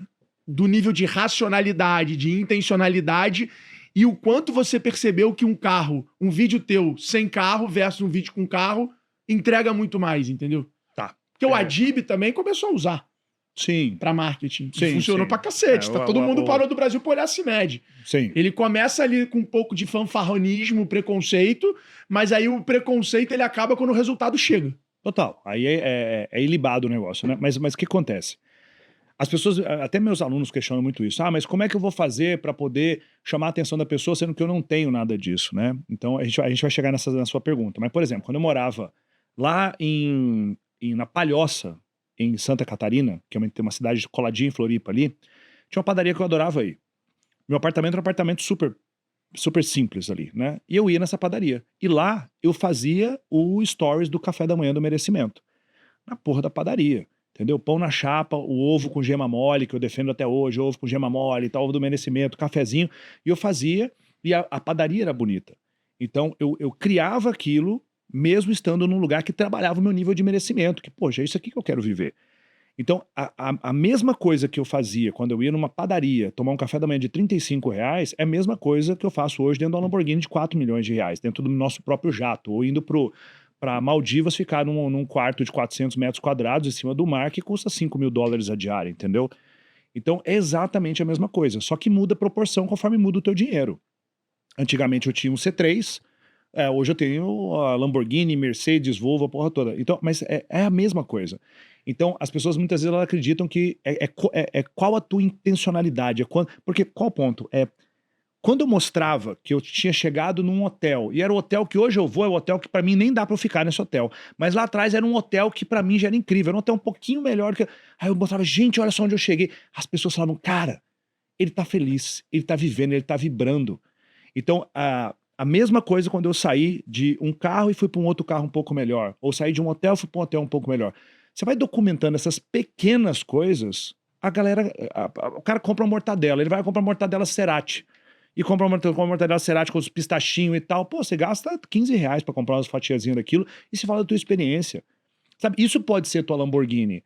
E isso conecta com a pessoa. Você vai ver o cara falando, parei na padaria e comprei também. Pô, o troço é gostoso. Pô, obrigado pela sua dica. Também tô trabalhando no merecimento. Sabe, então acho que isso conecta muito com as pessoas. Isso deságua no que acontece hoje. Até o cara fala, precisa ficar mostrando o volante da Lamborghini, ficar ostentando. Eu falei, querido, é o carro que eu tenho. Que porra você quer que eu faça? Quando era o Uno, se eu fizesse porque eu tive um Uno, né? O meu primeiro carro foi um Uno. Que, eu vi, a tua esposa fez uma brincadeira, não fez? Não, a minha equipe comprou o carro. Eu tenho um Uno parado na minha garagem. E era o teu Uno? Não era, porque ninguém sabe onde tá. Compraram o Uno. Mas compraram um Uno igualzinho. Mesmo... Tu sabe que eu comprei a primeira sala de minha de escritório, né? Sério? Comprei. Tá lá. Tá lá alugada. É isso. Mas eu comprei. Boa. Na sala que eu comecei a minha vida profissional, que minha avó ajudava a pagar o aluguel, que me deu a geladeira e tudo mais, eu comprei. Isso é animal, isso é simbólico demais. E tô tentando comprar, que foi a X-Tech. É porque é de 2 donos, é mais complexo. Mas é esse sentimento, mas sabe? Tem um simbolismo. É o sentimento de símbolo. E é o simbolismo. E o que o Alfredo tá falando teve um dia que a gente desceu do avião, a gente tava voltando, e meu time botou lá no aeroporto, no hangar, a Lamborghini e o Uno, os dois um de frente. Pô, quando eu desci, eu tava vendido ali. Eu olhei e foi assim, meu passado e meu presente. Foi um choque. Eu olhei e falei, o que tá acontecendo? 7 anos. Entre 7 anos. De não ter o garrafão da água pra poder ter o próprio jato, o Lamborghini e os negócios todos. E ali foi emblemático. E aí eu lembro que eu perguntei pro time, mas vocês compraram o carro? É meu mesmo? É nosso? Ele falou, é. Aí eu fui lá e eu quebrei o retrovisor do carro. Por quê? Porque eu tinha esse Uno, foi meu primeiro carro, né? E eu lembro quando eu comprei o Uno, que eu consegui pagar lá, juntando dinheiro e tudo, que eu fui pegar o Uno, eu tive que ir de ônibus para pegar o carro, e aí eu lembro que eu corri atrás do ônibus para poder entrar no ônibus, e eu comecei a rir, porque eu falei, cara, é a última vez que eu vou correr para entrar no ônibus na minha vida, né? Porque eu tinha decisão, igual a decisão de um zero não vai voltar, eu falei, eu não vou mais ficar sem carro na minha vida, né? E aí eu corri, entrei, consegui o carro, só que um tempo depois passou um motoqueiro e quebrou o retrovisor do carro. E, toda a grana que eu tinha botado no carro, eu não tinha grana para arrumar o retrovisor. Naquela época eu morava com a minha mãe. E eu fiquei com o retrovisor pendurado um tempão. Então aquilo era muito chato aquilo ali. Teve episódios chatos na minha vida por eu olhar para aquilo e falar, não consigo arrumar o carro, né? E aí ele tá lá em casa, lá, o símbolo tá lá em casa, lá, um do lado do outro lá. Então são símbolos ali, né? Aí só um pouco, só pra te responder. Eu fiz essa volta pra chegar nisso aqui. Aí qual é o ponto? Isso converte mais. Isso é um elemento que faz as pessoas olharem pra você e falar, cara, eu não sei se ele é um idiota, se ele é o sei lá o quê, mas algum resultado ele tem. É como se fosse o educador físico, que esse cara, ele tá completamente acima do peso. É o nutricionista que tá 40 quilos acima do peso. Existe alguma coisa claramente de errado ali. Se eu estou falando sobre como construir riqueza e eu claramente não tenho riqueza, existe um problema. Então entenda que na época que eu falava sobre produtividade, foco e disciplina, eu não estava prometendo riqueza, eu estava prometendo o seguinte, cara, você vai parar de procrastinar como você procrastina, você vai ter uma agenda programada, você vai aprender a delegar atividades, é isso que eu sei fazer. Sou rico? Não, estou vendendo uma outra coisa. Então, esse contexto todo ajuda. Mas o que eu acredito que precisa ser? Tem uma galera que aluga carro, para poder fazer isso. Pô, por que eu tenho carro? Eu tenho carro porque eu amo carro, aprendi a gostar de carro com meu pai. Sabe, eu tenho carteira de motorista, de piloto de Federação Paulista, já fiz 4, 5 cursos de pilotagem em Interlagos e Velocitar, já fiz curso de pilotagem Tu não deu vontade de correr na Porsche Cup, não? Cara, deu, mas eu falei, putz, cara, mais uma coisa que eu vou me envolver. Pô, agenda, né? Não, aí tem agenda, você tem que se dedicar pro negócio. Senão você vai lá ficar passando vergonha lá. Pô, então, meu negócio é o jiu-jitsu, eu entendi isso, é jiu-jitsu. Eu quero fazer kite, porque... Kite é animal, mano, você vai pirar. Então... E dá pra você e o Karina fazer, cara... Então, já vi lá o lance do pré-A, o pessoal me enche o saco pra ir, vai lá na Sobral e a Priscila. Não, então, mas eu vou fazer, mas não é o meu esporte. Eu vou fazer, é igual fui esquiar, fui pra Courchevel, puta coisa incrível, eu já, o Ender, seu esporte é jiu-jitsu, respira e digo, seu esporte é jiu-jitsu. Porque se eu não me dedicar para os troços, não é uma coisa simples como qualquer outra coisa. Mas hoje, então, o teu hobby, esporte é o jiu-jitsu? Jiu-jitsu, acabou. É jiu-jitsu em primeiro lugar, musculação em segundo. E o que mais o Wendel gosta? Tipo, vinho, carro? Adoro vinho, relógio. Adoro restaurante, gastronomia, adoro. E já comi em bons lugares aí. Cara, teve uma época que esse lance de trabalhar, eu tinha muito síndrome de miserável e de não merecedor. E para trabalhar a questão de merecimento, o restaurante foi um processo muito importante da minha vida, né? Inclusive lá em Cuiabá tem um restaurante chamado Mahalo, da querida chefe Ariane Maluf, já teve no Masterchef, enfim, estudou no Le Cordon Bleu, e quando eu era pobre, eu fui comer no restaurante dela para poder trabalhar essa minha questão de não merecimento. Porque eu passava nesse frente de lugar e falava, eu não mereço estar ali dentro, se eu estiver ali dentro, as pessoas vão me julgar e tal. Eu falei, não, vou lá. E fui comer em restaurantes assim. Teve uma época que eu e a Karina pegamos a lista do Guia 4 Rodas, não tinha Michelin ainda no Brasil. Estamos falando aí de 2019, pegamos a lista do Guia 4 Rodas, os 50 melhores restaurantes do Brasil, e a gente viajou para comer em todos eles. A gente zerou a lista dos 50 melhores do Brasil. A gente só não comeu em 2 que tinham fechado durante a nossa jornada de 2 anos para poder comer nesse restaurante, mas era um nível de loucura que a gente fazia um evento em BH, terminava o evento em BH, um Protagon, por exemplo, 2.000 pessoas, eu falava, amor, a gente vai para Tiradentes comer naquele restaurante que falta. E a gente entrava num carro, passava 4 horas pra chegar lá, pra gente zerar a porra da lista, cara. Então a gente comeu, nessa época, nos 50 melhores do Brasil e tal. Foi um negócio inacreditável. A gente viaja, a gente faz a lista dos restaurantes que a gente quer comer. E comemos em restaurantes maravilhosos e restaurantes que eram só migué, né? Só marketing. Era só marketing, só narrativa, só. Aqui, tá? vamos falar... Então gosto de relógio, tô vendo que você tá com um patacão maravilhoso aí, que tá na minha lista, meu bucket list. Tá. Então, Vou te botar na nossa confra do relógio lá, que a gente consegue uns negócios bons, mano. Porra, sabe, tu conhece, né? Cola em mim. Hoje, meu irmão, é Panerai, Bright, Cartier, tudo com 15% de desconto. Aqui já tô armando... Arrasta pra cima. Já tô armando uns contatos. Deixa eu te falar um negócio. Você é um cara que, cara, investe muito na marca pessoal. Sim. Né? Você tá sempre com barba feita, cabelo feito, bem vestido. Você tá sempre um nível acima da ocasião que você se encontra. Todas as vezes que eu te encontrei, você era um dos mais arrumados da sala. Que bom. Marca pessoal é muito importante? Não, é crucial. É crucial. É crucial. E a gente vê que isso é tão importante. Já vi você comentando sobre isso, né? Que as pessoas não conseguem entender e acham que é bobagem e tal. E a gente vê agora CEOs de empresa abrindo Instagram e começando a produzir conteúdo. Cara, aí não tô falando de uma pessoa que, é um cara que tem uma empresa ali que fatura 5, 6 milhões por ano. A gente tá falando de Mark Zuckerberg, a gente tá falando de João Adib. Isso só vai crescer mais. O Blois do iFood. Exato. Então, assim, Salute do BTG. E é só um imbecil para não conseguir entender que isso tá acontecendo, né? Então, isso é super, super, super importante. As pessoas não conseguem entender isso. A construção de uma marca pessoal, a preocupação com os atributos de marca, os atributos arquetípicos, qual que é o arquétipo que tem em você e que você vai comunicar isso de uma forma... Você tem isso, cara. Se você não comprar só a roupa que você gosta, fala, cara, essa marca me representa. Não, o que acontecia é que eu não tinha clareza, por exemplo, sobre qual que era... Não, aí você vai paladar no retroage.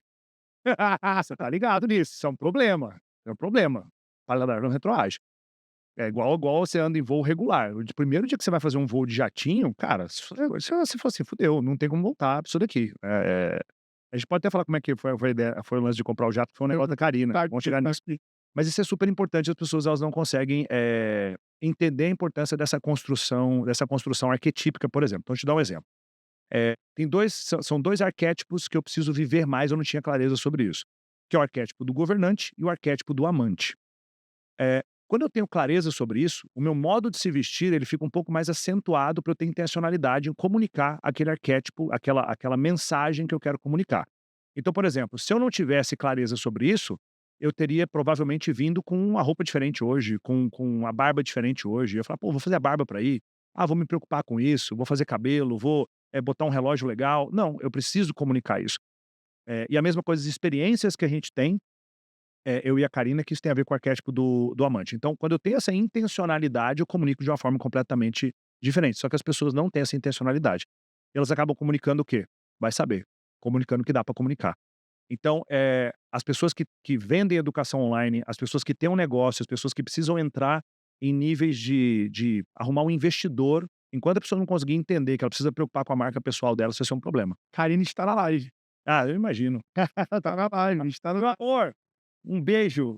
Ela escreveu já. Ah, que bom. Tamo junto, Karina. Você também tem que vir aqui pra Tem gente que saber vir, todo tem que da vir. história, hein? Que você é incrível. Vamos fazer. Você já fez algum podcast, você e sua digníssima? Não, Vamos fazer nós 4. ela tá aí, ela tava aqui. Pô, como é que você não me botou pra dentro? Cadê ela? Eu vi, eu passei na sala ali, você tava lá na sala, eu vi que ela tava lá. Vamos fazer, eu topo. Real? Real, Então beleza, tá topado, fechado. tá topado. E eu acho que tem esse lance, cara, e eu passei por uma história dessa muito engraçada, que eu era aquele cara que andava barbudão, acima do peso, cabelão, e falava: "Eu sou o cara da startup, eu posso andar de moletom, posso andar".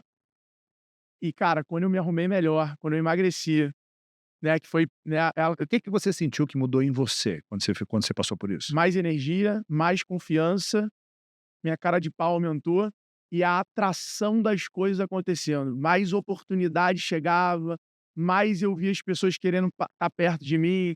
Então, acho que eu passei por esse processo. E eu acho que existem duas coisas aqui. Primeira é a gente encontrar nossa identidade, saber, tipo, cara, eu sou esse cara, esse é o meu lugar de potência, esse é meu estilo, é aqui que eu me sinto confortável, é aqui que é a minha naturalidade. Eu vou intencionalmente potencializar isso, né? É isso. E aí entra pra mim o segundo passo aqui que eu brinco que é o in e o outbound de construção de marca pessoal.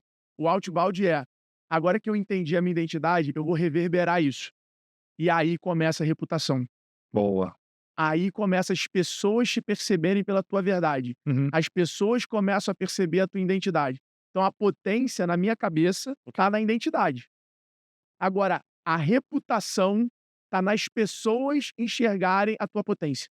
Então, mas, por exemplo, a questão da identidade. Lá atrás, você falava, eu sou o cara de startup e tal, então eu posso me vestir como meio mulambo aqui, posso me vestir desse jeito aqui, ou a barba, isso é o que importa. Mas o que fez você ter essa virada? Porque você lá atrás, você pensava desse jeito. Foi no carro, num Uber, voltando de um almoço, Guilherme Machado, lembra do mercado imobiliário? Ah, Chegou pra mim e falou assim: "Você quer ser um menino da startup ou sócio de uma empresa bilionária?"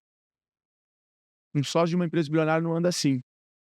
Para de cair nessas coisas de internet, de o Mark Zuckerberg. Ca É igual a galera fica aí: "Ah, não, o Mark Zuckerberg, o Bill Gates usa relógio Casio, o Jeff Bezos, não sei o que lá". Cara, não cai nessa porra que é mentira. O cara usa relógio Casio que ele não gosta de relógio, mas ele tem um barco de $500 milhões. Então, assim, às vezes as pessoas tentam criar umas histórias, entendeu? Um mimimi pra justificar. "Ai, olha como o cara é simples". Simples usando a camisa da Loro Piana, que é R$ 2.500 a camiseta de malha. Então, assim, a internet e a sociedade fica tentando achar umas coisas para criar narrativas que não são verdade. Então, relógio, aí tá aí o Mark Zuckerberg todo dia com um relógio diferente no Instagram lá e a galera falando: "Meu Deus, a coleção dele é uma das mais bizarras do mundo", né. Então eu acho que esse dia para mim foi o tapa na cara que eu precisava, e dali eu mudei, e aí óbvio, eu tive vários desafios com peso, etcétera, e aí o casamento me botou em outro nível Cara, a mulher, de cuidado da minha saúde, de mulher me equilibra. vestir melhor. A mulher equilibra o cara. A mulher equilibra. Homem solteiro é disfuncional, e a mulher equilibra o homem. É impressionante. A mulher sábia, né? A mulher saudável equilibra o homem. Isso é maravilhoso. É. Manu sabe, a Manu consegue me colocar limites em muitas coisas que o meu jeito não enxerga que eu preciso daquele limite. Uhum. E aí ela consegue trazer visibilidade das paradas. Então, mas qual que é o ponto? Você entendeu isso porque é aquela coisa, alguém te deu um chacoalhão pensando, você quer chegar em qual lugar, você não pode se vestir assim. Ou seja, era um entrave para você chegar onde você queria. Era os lances do meu pai, do tipo assim, eu vou chegar do jeito que eu sou. Não importa, eu não tenho que acordar Eu cedo. quero mostrar para as pessoas que eu, porra, cheguei aqui, sou assim. Aí de repente você fala, calma, bichão. Precisa ser assim, Tu né? mudar que tu vai. Exato. Então, aí você precisou o quê? Você precisou de humildade, você precisou olhar para aquilo e falar assim, aí talvez era a preguiça, era uma, pô, eu vou ter que me mover. É muito mais confortável ser um cara, é muito mais cômodo, não confortável, ser o cara que não cuida da imagem. É muito mais, ativa muito mais a preguiça, abrir o teu guarda-roupa e falar, eu vou pegar a primeira porcaria que tiver aqui, em vez de falar, não, eu vou combinar uma camisa com colete, com não sei o quê, vou perguntar em relógio. Isso, mano. Então, e você tá com um reloginho combinando com a sua polo. Isso é uma cheirada, eu vou dormir já falando, amanhã eu acho que eu vou com essa roupa aqui, vou botar esse tênis com esse relógio. É animal isso. Eu tô achando fantástico. E Então o Balbi me ajuda, né, Balbi? O Balbi é meu. ele é sensacional. Ele é muito bom. Esse moleque merece muito sucesso, porque é um cara de uma energia, uma humildade, trabalha duro pra caramba. E é carioca, e nós, carioca, temos empatias por carioca, né? Sensacional. Wendel, rotina, cara. Você falou, né? E acho que a galera sabe que você é o mestre da produtividade. Você é um cara que sabe tomar as decisões difíceis, né? Focar no que tem que ser feito e não o que você deseja fazer ou quer. Qual é a rotina do Wendel hoje? Cara, eu procuro acordar eu sou um cara que eu preciso dormir pelo menos 7 horas por noite. Eu durmo entre 7 e 8 horas. Eu não sou o cara que se eu dormir 5 horas e meia, 6 horas eu tô bem, eu preciso dormir essa quantidade de tempo, né. Então eu durmo ali por volta de 11 horas da noite e durmo durante 7, 8 horas, e quando eu acordo, é café da manhã com a Karina. Eu não abro mão de ter refeições com a minha esposa, esse é um negócio que eu lutei muito pra ter, e aí é café da manhã todo dia com a Karina. A gente, na maioria dos dias, a gente tem um momento pra poder, ler a homilia do dia, ler o evangelho do dia, a gente tem um momento de meditação sobre aquilo, de oração sobre aquilo. Logo depois daquilo, atividade física, que aí ou na maioria das vezes é o jiu-jitsu ou depois ou então academia, no dia que o jiu-jitsu judiou muito, eu falo: "Não, vou fazer só musculação hoje, porque rola de novo hoje não dá, né". Depois disso eu volto, faço alguns tipos de trabalho ou reuniões, isso já por volta de 11 horas da manhã, faço algumas reuniões de casa, 11 horas, meio-dia, mas ir pra sede mesmo é depois das 14 horas. Aí de 14 horas até às 19h20 é na sede junto com o time, reunião, porradaria, loucura lá. E aí normalmente no final do dia, 2 vezes por semana eu dou aula para algum grupo de alunos, para algum grupo de mentorados, perguntas e respostas, ensino alguma coisa de noite. Depois desse período de ensinar, a gente tem eu e a Karina, a gente tem um pacto, né, da gente raríssimas vezes, levar trabalho depois das 21 horas, sabe. A gente tem que, botar uma trava, porque senão o trabalho vai consumir, o trabalho ele é um monstro devorador que se a gente deixar ele vai consumir todo, absolutamente todo o nosso tempo, né. E a gente tem um momento de parar ali às 21 horas, aí a gente vai lá e abre uma kombucha, uma taça de vinho, aí a Karina vai lá e finaliza um jantar que a nossa taste, nossa cozinheira já deixou pronta, ela finaliza e é o momento que a gente conversa, e aí a gente, ou assiste algum vídeo do Padre Paulo Ricardo, ou E então como é que vocês dividem a caixinha hoje? Tipo, o que que a Karina cuida da empresa e o que que você cuida? a Karina cuida do que é back-office, do que é retaguarda, e eu cuido do que é Expansão, né? expansão e vendas, Perfeito. exato. Até por conta da energia e do estilo de cada um, né. Chegou num ponto, você vira e mexe provocado na internet por conta desse teu posicionamento de energia masculina e energia feminina. Total. A gente acabou de passar por um episódio em cima de um assunto parecido, de uma opinião pessoal do Thales, que a gente viralizou no Brasil todo em relação a isso. Qual é a sua visão sobre esse lance de energia masculina e feminina? Qual é a sua opinião sobre essa Não, essa condição? até qual é o ponto que as pessoas não conseguem entender? O que eu tô falando aqui agora eu não inventei agora, é como o mundo funciona desde que o mundo é mundo, desde que o ser humano é ser humano. Então o que eu tô falando aqui é mostrando como a natureza funciona, a natureza das coisas, e aí parece que eu tô falando uma coisa que foi descoberta agora em 2024. Não, se você observar o que eu vou falar, isso se manifesta desde o começo da civilização. Dentro de homens e mulheres existem duas energias. Todo homem e toda mulher tem essas duas energias. Isso é uma energia masculina e uma energia feminina. Só que quando eu falo de masculino e feminino, a pessoa já associa homem e mulher, e não é isso. Energia masculina tem dentro do homem, dentro da mulher. Energia feminina tem dentro do homem, tem dentro da mulher. Então, deixa eu dar um exemplo. A energia masculina, ela é para fora, ela é agressiva, ela é intrusiva, ela é áspera, ela é para fora, ela é dominante. A energia masculina é como é. O órgão sexual masculino, ele é para fora. E quando ele está ereto, ele é tenso, é energia masculina. O órgão feminino, ele é para dentro, ele acolhe, ele recebe. É completamente diferente as duas coisas. Se a gente está num podcast aqui, quem está falando está mais no polo masculino, porque é onde eu estou falando, eu quero que você me ouça, minha ideia está sendo explanada. Só que se você não para me ouvir, você não tem o feminino. Então, você é um ótimo hoster aqui para receber as pessoas, porque você tem do feminino dentro de você. E eu, como professor, preciso ter o feminino dentro de mim, porque senão eu não consigo parar e entender a dor de um aluno e ajudá-lo. Senão eu vou falar para o aluno, para de frescura, porra, resolve isso aí. Ausência de energia feminina, ausência do acolhimento. Então, essas duas energias existem dentro de homem e mulher. Então, naturalmente, se espera que uma mulher tenha mais energia qual? Masculina ou feminina? Menina. Feminina. E ela tem que ter energia masculina também. Mas, naturalmente, se aquela pessoa está num corpo de homem, se espera que aquela pessoa tenha mais energia masculina.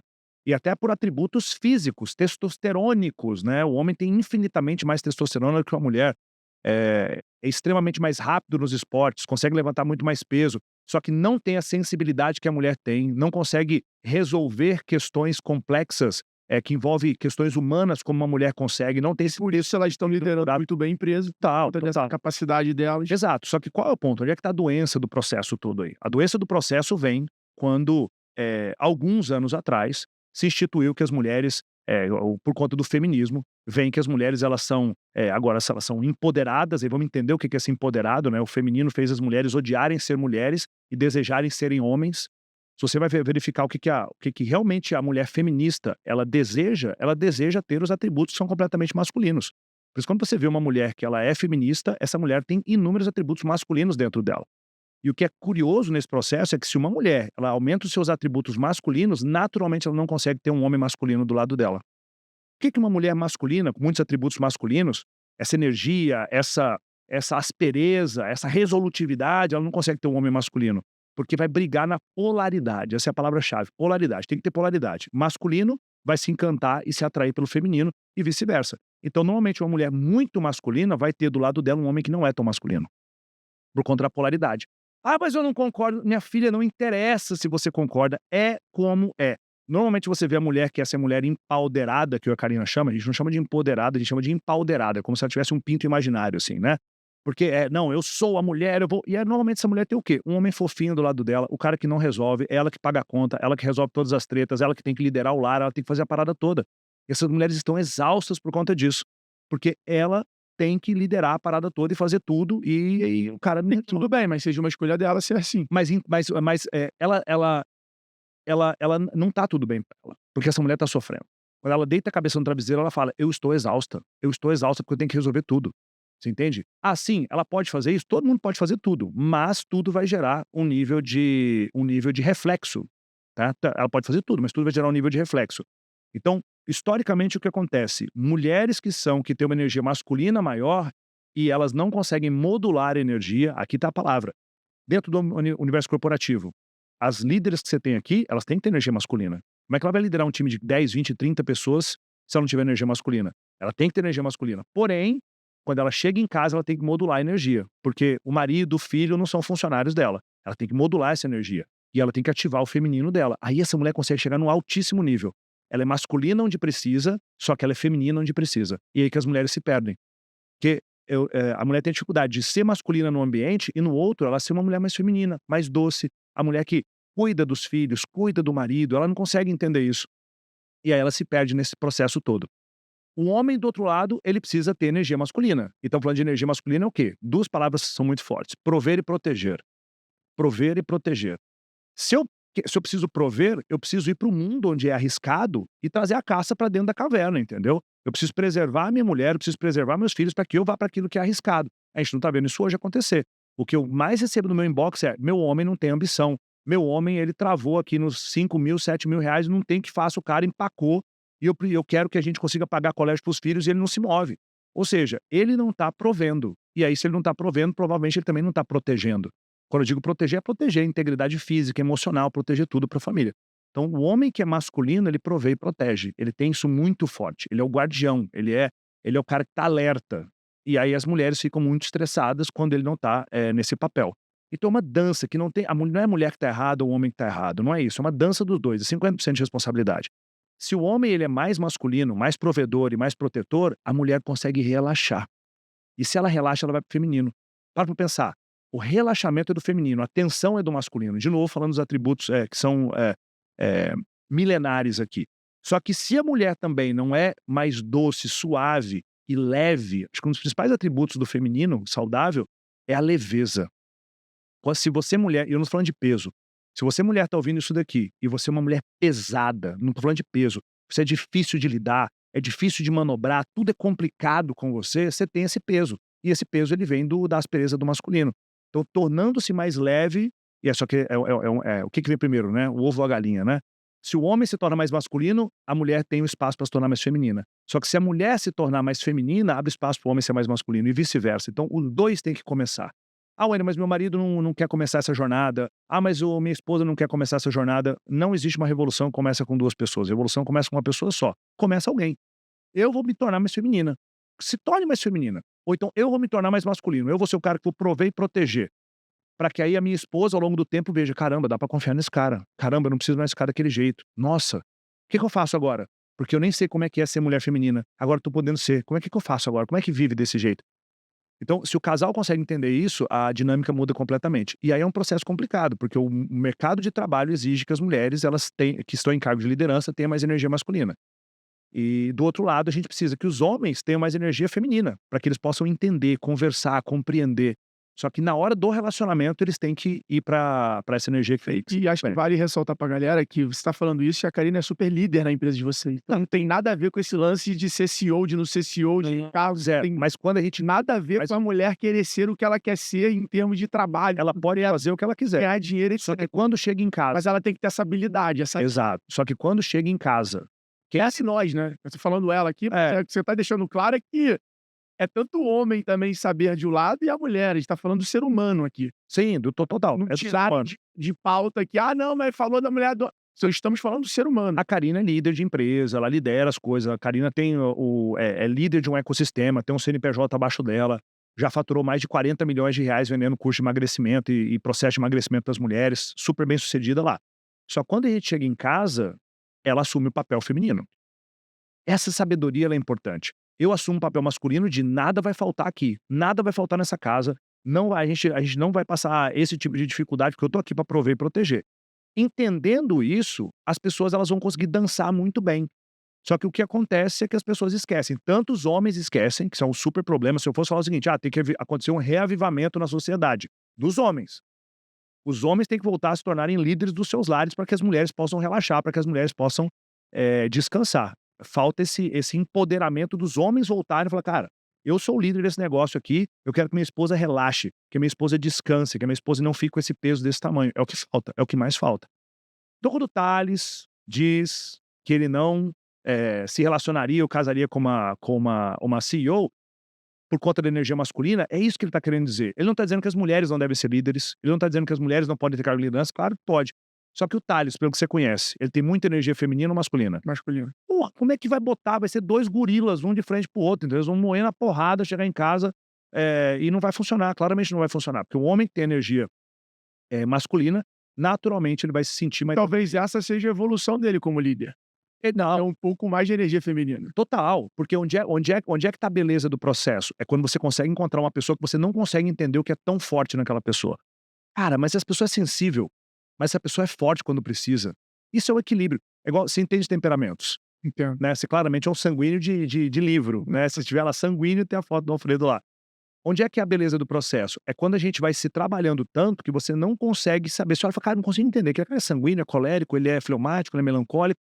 Não dá muito para entender. Quando você olha, por exemplo, a figura de Cristo e tudo que aconteceu. Cristo era o quê? O Cristo era um fleumático, mas peraí, ele foi lá e pegou o chicote e desceu a porrada no templo. Quebrou o troço todo. Isso não é uma coisa de colérico? Verdade, então Cristo é colérico. Mas calma, e aquele dia que tava o barco quase virando lá, no meio da tempestade, ele estava dormindo dentro do barco. Falei, meu Deus do céu, então Cristo era o quê?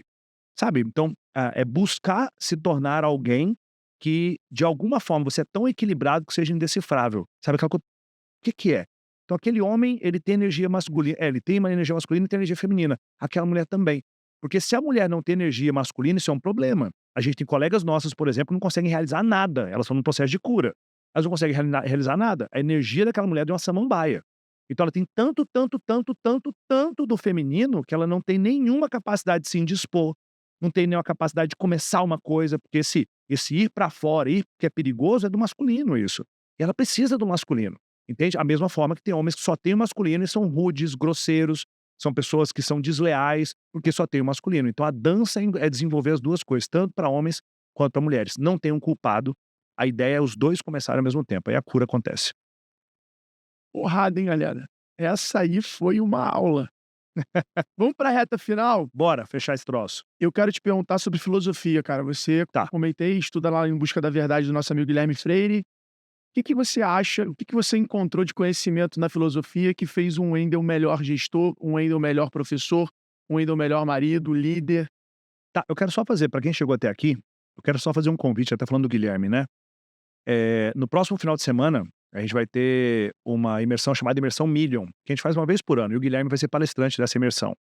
O Paulo Freire vai estar, o Paulo Guedes, perdão, Guilherme Freire, Paulo Guedes vai estar palestrando lá também, vão ter mais outros vários mentores que vão estar no palco lá e tal, vai ser um processo muito bonito. Então, dá um pulinho no meu Instagram, vai no link da minha bio e chama Imersão Million, garante a tua vaga lá, a gente já tá com 4.700, 4.800 pessoas matriculadas, isso é incrível. São Paulo. São Paulo, em São Paulo, tá? Dia 6, 7, 8, se não me engano, né? 6, 7, 8, é isso aí, é o final de semana de 6, 7, 8 ali em São Paulo. Imersão Million, 3 dias, vai ser incrível. E o Guilherme Freire foi um cara, hoje o Guilherme Freire e o padre Paulo Ricardo é quem eu mais aprendo hoje em dia, de longe, é quem eu mais escuto, né? E me fez ver inúmeras coisas. Tanto o padre Paulo Ricardo quanto o Guilherme Freire, os dois têm uma base muito, muito, muito forte lá em filosofia, né? São Tomás de Aquino, que vem de Aristóteles e tal. E me fez ver, inclusive, que muitas das coisas que eu pregava há 7, 8 anos atrás estão completamente erradas. Me faz ver, inclusive, que muitas das coisas que eu defendia 10 anos atrás talvez fez mais mal para as pessoas do que fez bem para as pessoas, sabe? Porque eu tive agora uma profundidade que eu não conseguia ter e hoje isso virou minha vida do avesso, assim, sabe? De conseguir perceber, por exemplo, estudando, por exemplo, pecados capitais e virtudes, o quanto eu sou vaidoso. Mas a vaidade num nível absurdo que eu tenho tratado isso. O quanto por vários momentos da minha vida eu não quebrei por conta da minha soberba. Então, olhar pra isso e falar: "Cara, existe uma profundidade muito maior nessa questão". Então qual era o ponto que as pessoas falam hoje na internet? "Ah, tá com medo, vai com medo mesmo. O medo é uma crença que você tem". Aí você vai na raiz do negócio, a gente tá falando aí de 2.500 anos atrás, você vai entender o que é vaidade. E o fato da pessoa estar morrendo de medo de fazer alguma coisa é simplesmente o fruto de uma vaidade que ela tem. Como a gente começou a falar no episódio aqui. Eu comecei a perceber, caramba, o quanto eu ainda sou vaidoso, estou no processo de cura. Deus me ajude que eu consiga curar essa questão. Ao ponto de, por exemplo, para que eu tinha ou fazia algumas coisas? Para esperar comentário e elogio das pessoas. Então eu cheguei num ponto, por exemplo, eu estava lá em Courchevel, na França, e eu falei, cara, a gente poderia sair de Courchevel de carro e ir para Zurique. Zurique para poder pegar o voo, ou a gente poderia ir de helicóptero. Falei: "Cara, sair de voo de helicóptero dos Alpes aqui, pô, isso vai ser incrível, vai ser épico, né". E aí falei: "Vamos fazer". Aí na hora eu comecei a meditar sobre aquilo, falei: "Cara, eu tô fazendo isso pra quê?". E sabe aquela parada, assim, de 20 minutos se debatendo, assim. Pra que eu tô fazendo isso? Eu quero ter uma experiência mesmo, ou eu quero filmar essa experiência, postar essa experiência e ver o comentário das pessoas? Você entende? E foi um debate interno, sabe? E isso vem na minha vida como uma tônica muito grande há 2 anos. Há 2 anos que isso acontece. Então, a busca de estudar mais sobre filosofia, estudar mais, ou seja, né, no oráculo de Delfos, né, conheça-te a ti mesmo, né? Se você não conhece quem você é, você não sabe por que que você está fazendo as coisas. Você não sabe qual que é a tua motivação final. Ah, o propósito. Tá, mas vamos olhar para tua preguiça, para tua vaidade, para tua soberba, para tua arrogância, para tua.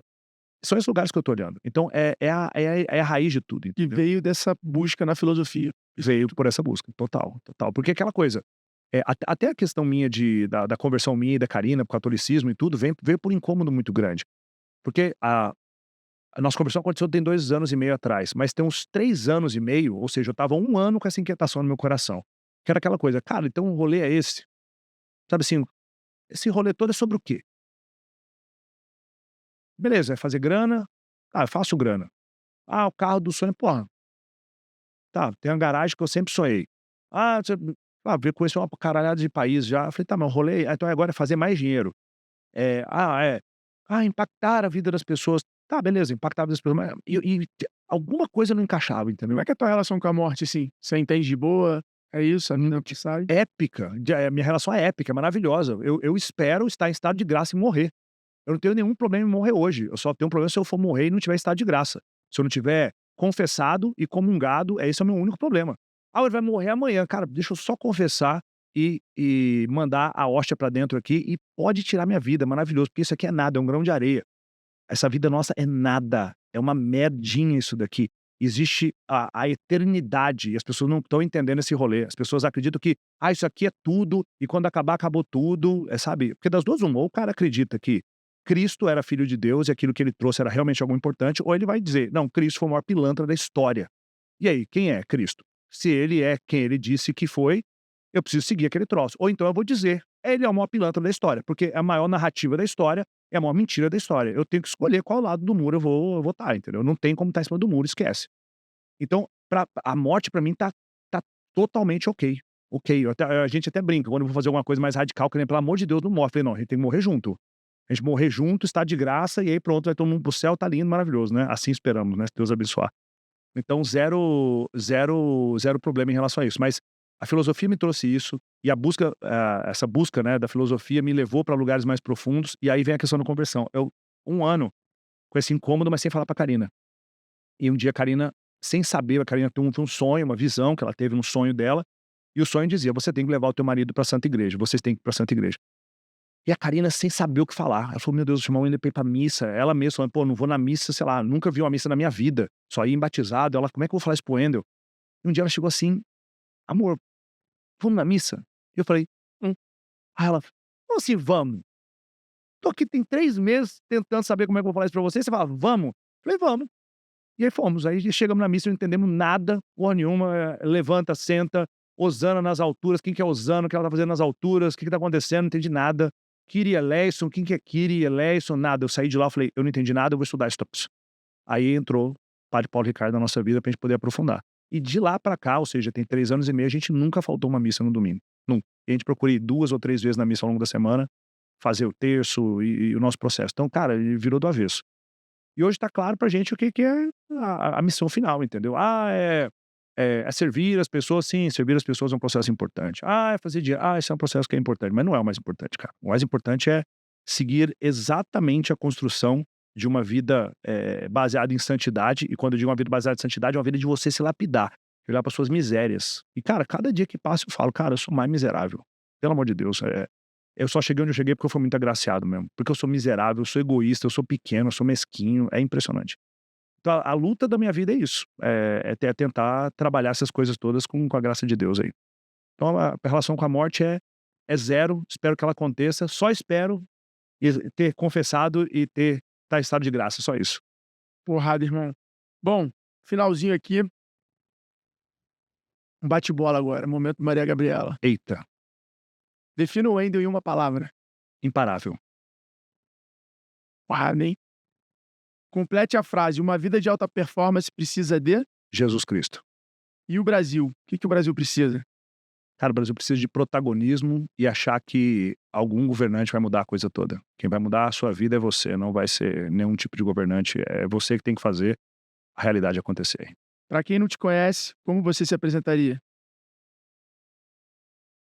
Ah, uma pessoa que quer que as pessoas vivam uma vida épica de fato. Eu fico puto quando eu vejo uma pessoa que tem potencial, essa pessoa não tá vivendo a vida na máxima potência, eu fico louco com isso. Eu lembro de um corte que eu vi do Marçal, que ele falava assim: "Pô, se você não chega em casa à noite e não quer ver teus stories, é porque a tua vida não é um filme. Você tem que fazer a tua vida ser um filme". E aí eu falei assim: "Pô, é verdade, por isso que eu chego em casa todo dia à noite e fico olhando meus stories pra ver meu dia", porque eu falo: "Mano, meu dia foi tão foda, minha vida é tão irada, que, porra, eu quero ficar assistindo a minha própria vida, pô. Ao invés de botar a série no Netflix e ficar me imaginando num personagem de série". O que constrói um bom executivo? O que constrói uma boa pessoa? Olha, eu acredito que, cara, é complicado, mas não existe uma receita pra isso. A gente vê tantas pessoas que chegaram igual todos os caminhos levam a Roma, né, tem tanta gente que o cara não estudou nada e chegou lá, o cara estudou muito e chegou lá. Mas eu acredito que é ter uma paixão imensa por fazer a parada dar certo, entendeu? Pô, eu dei muito errado antes de começar a dar certo. Então eu vejo que as pessoas elas desistem antes. Acho que essa paixão, esse tesão que você teve também, a gente vê isso no olhar. Obsessão, né? Exato, acho que essa é a palavra, sabe? Ser obsessivo, sabe? Ser doente, hunger, sabe? O mais faminto leva. E as pessoas elas esquecem muito o porquê que elas começaram alguma coisa quando a coisa começa a dar errado. Então, quando alguma coisa começa a dar errado, eu falo, cara, por que que eu comecei isso aqui? Por que que eu comecei, né? E acho que essa obsessão, a gente vê isso em jogador de basquete, vai ver a história do Kobe Bryant, cara obsessivo, qualquer série de esporte, os caras são obsessivos, os caras são malucos e é por isso que eles dão certo. Quem que você ainda não conhece que você gostaria de conhecer? Cara,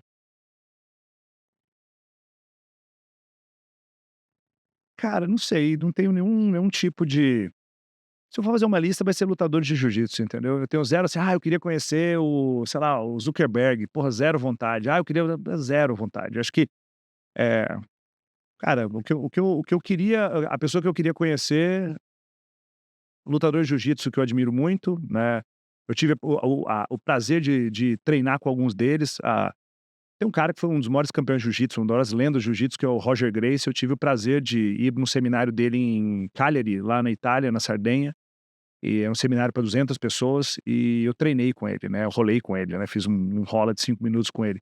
Cara, quando eu saí do ginásio, eu chorei.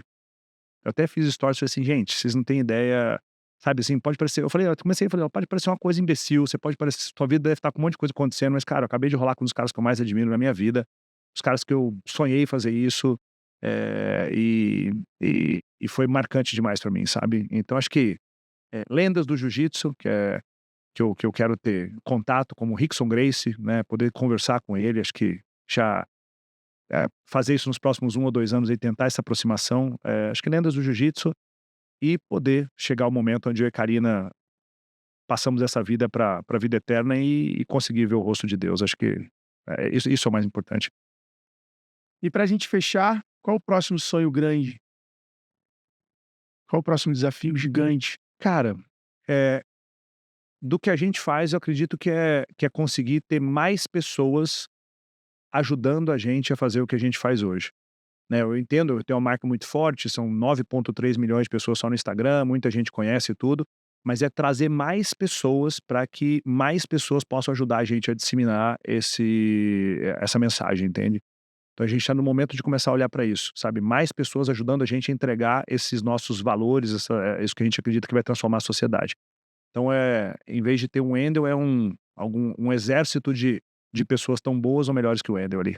Animal. E se tivesse um problema no mundo e você pudesse resolver, qual problema você escolhe pra resolver? Resolveria o vitimismo. Vitimismo. Isso curaria muitas das coisas, a maioria das coisas. A questão de colocar a culpa em outras pessoas, sabe, de colocar como vítima, isso não pode existir. Fala assim: "Wendel, você veio para resolver uma coisa no planeta Terra, você vai botar todo o seu dinheiro, toda a sua intenção, tudo para resolver uma coisa, as pessoas não se vitimizarem mais. Serem incapazes de colocar a culpa em alguém ou justificar o porquê que não fez alguma coisa", sabe, acabar com o vitimismo, erradicar isso do planeta Terra, para que só sobrasse o protagonismo. Eu vou fazer e não tem desculpa, para mim isso seria resolução de uma boa parte do problema aí. Senhoras e senhores, Wendel Carvalho, eu Carvalho. ia falar o D de novo. Wendel Carvalho no Extremos de hoje. Que maneiro o papo, irmão. Obrigado, viu. Muito legal. Você é um cara que vive a verdade, você vive o que você fala e é isso que a gente preza aqui no G4, que é estar do lado dessas pessoas que comem a própria comida ali, que fazem exatamente o que elas falam, e você é um cara desse, irmão. Eu procuro fazer isso, não é sempre, não é sempre Você que dá, mas eu tá indo bem, cara, admiração máxima. Quer deixar algum recado final pra turma que tá assistindo a gente? olha, se você não me segue no Instagram ainda, você tá sem internet, eu não sei, né, vai, segue lá no Tem algum Instagram, problema no não Ads? problema, né. E 2 convites especiais, tá, as nossas turmas sempre lotam, isso aqui não é uma parada de marketing, é um convite do coração mesmo. Se puderem, de fato, passem pela experiência do Million, que vai acontecer no próximo final de semana em São Paulo. Vai ser um processo incrível, 10 milionários no palco, gente que começou do zero, entregando um plano de como chegar a 28 mil reais por mês, o plano chegar no primeiro milhão. Então vão ser 3 dias muito intensos. E você e sua esposa, você e seu marido, você e alguém que você ame, estejam no Protagon, porque lá onde eu e a Karina a gente entrega o nosso melhor, a gente bota o nosso coração lá. O que a gente tem de mais importante, a gente entrega para os alunos naqueles 3 dias lá, tá bom? É isso. Obrigado. Galera, é isso aí. Mais um Extremos aqui no G4 Podcast. Hoje o papo foi com o Wendel Carvalho, um cara incrível, com mais de 1,1 milhões de alunos ao longo dessa carreira, liderando aí movimentos e uma escola de educação. Tamo junto. Não esquece de curtir o nosso canal, de seguir a gente, de compartilhar, de ir lá no Instagram. Meu é @Alfredo Soares, a gente também tem um @G4 Podcast. Tamo junto, espero que você tenha anotado vários insights, mas lembra que anotar não te leva a lugar nenhum. O que te leva é atitude, colocar em prática o conhecimento que a gente está compartilhando aqui. Tamo junto, vejo vocês no G4 e até a próxima. Valeu! Valeu!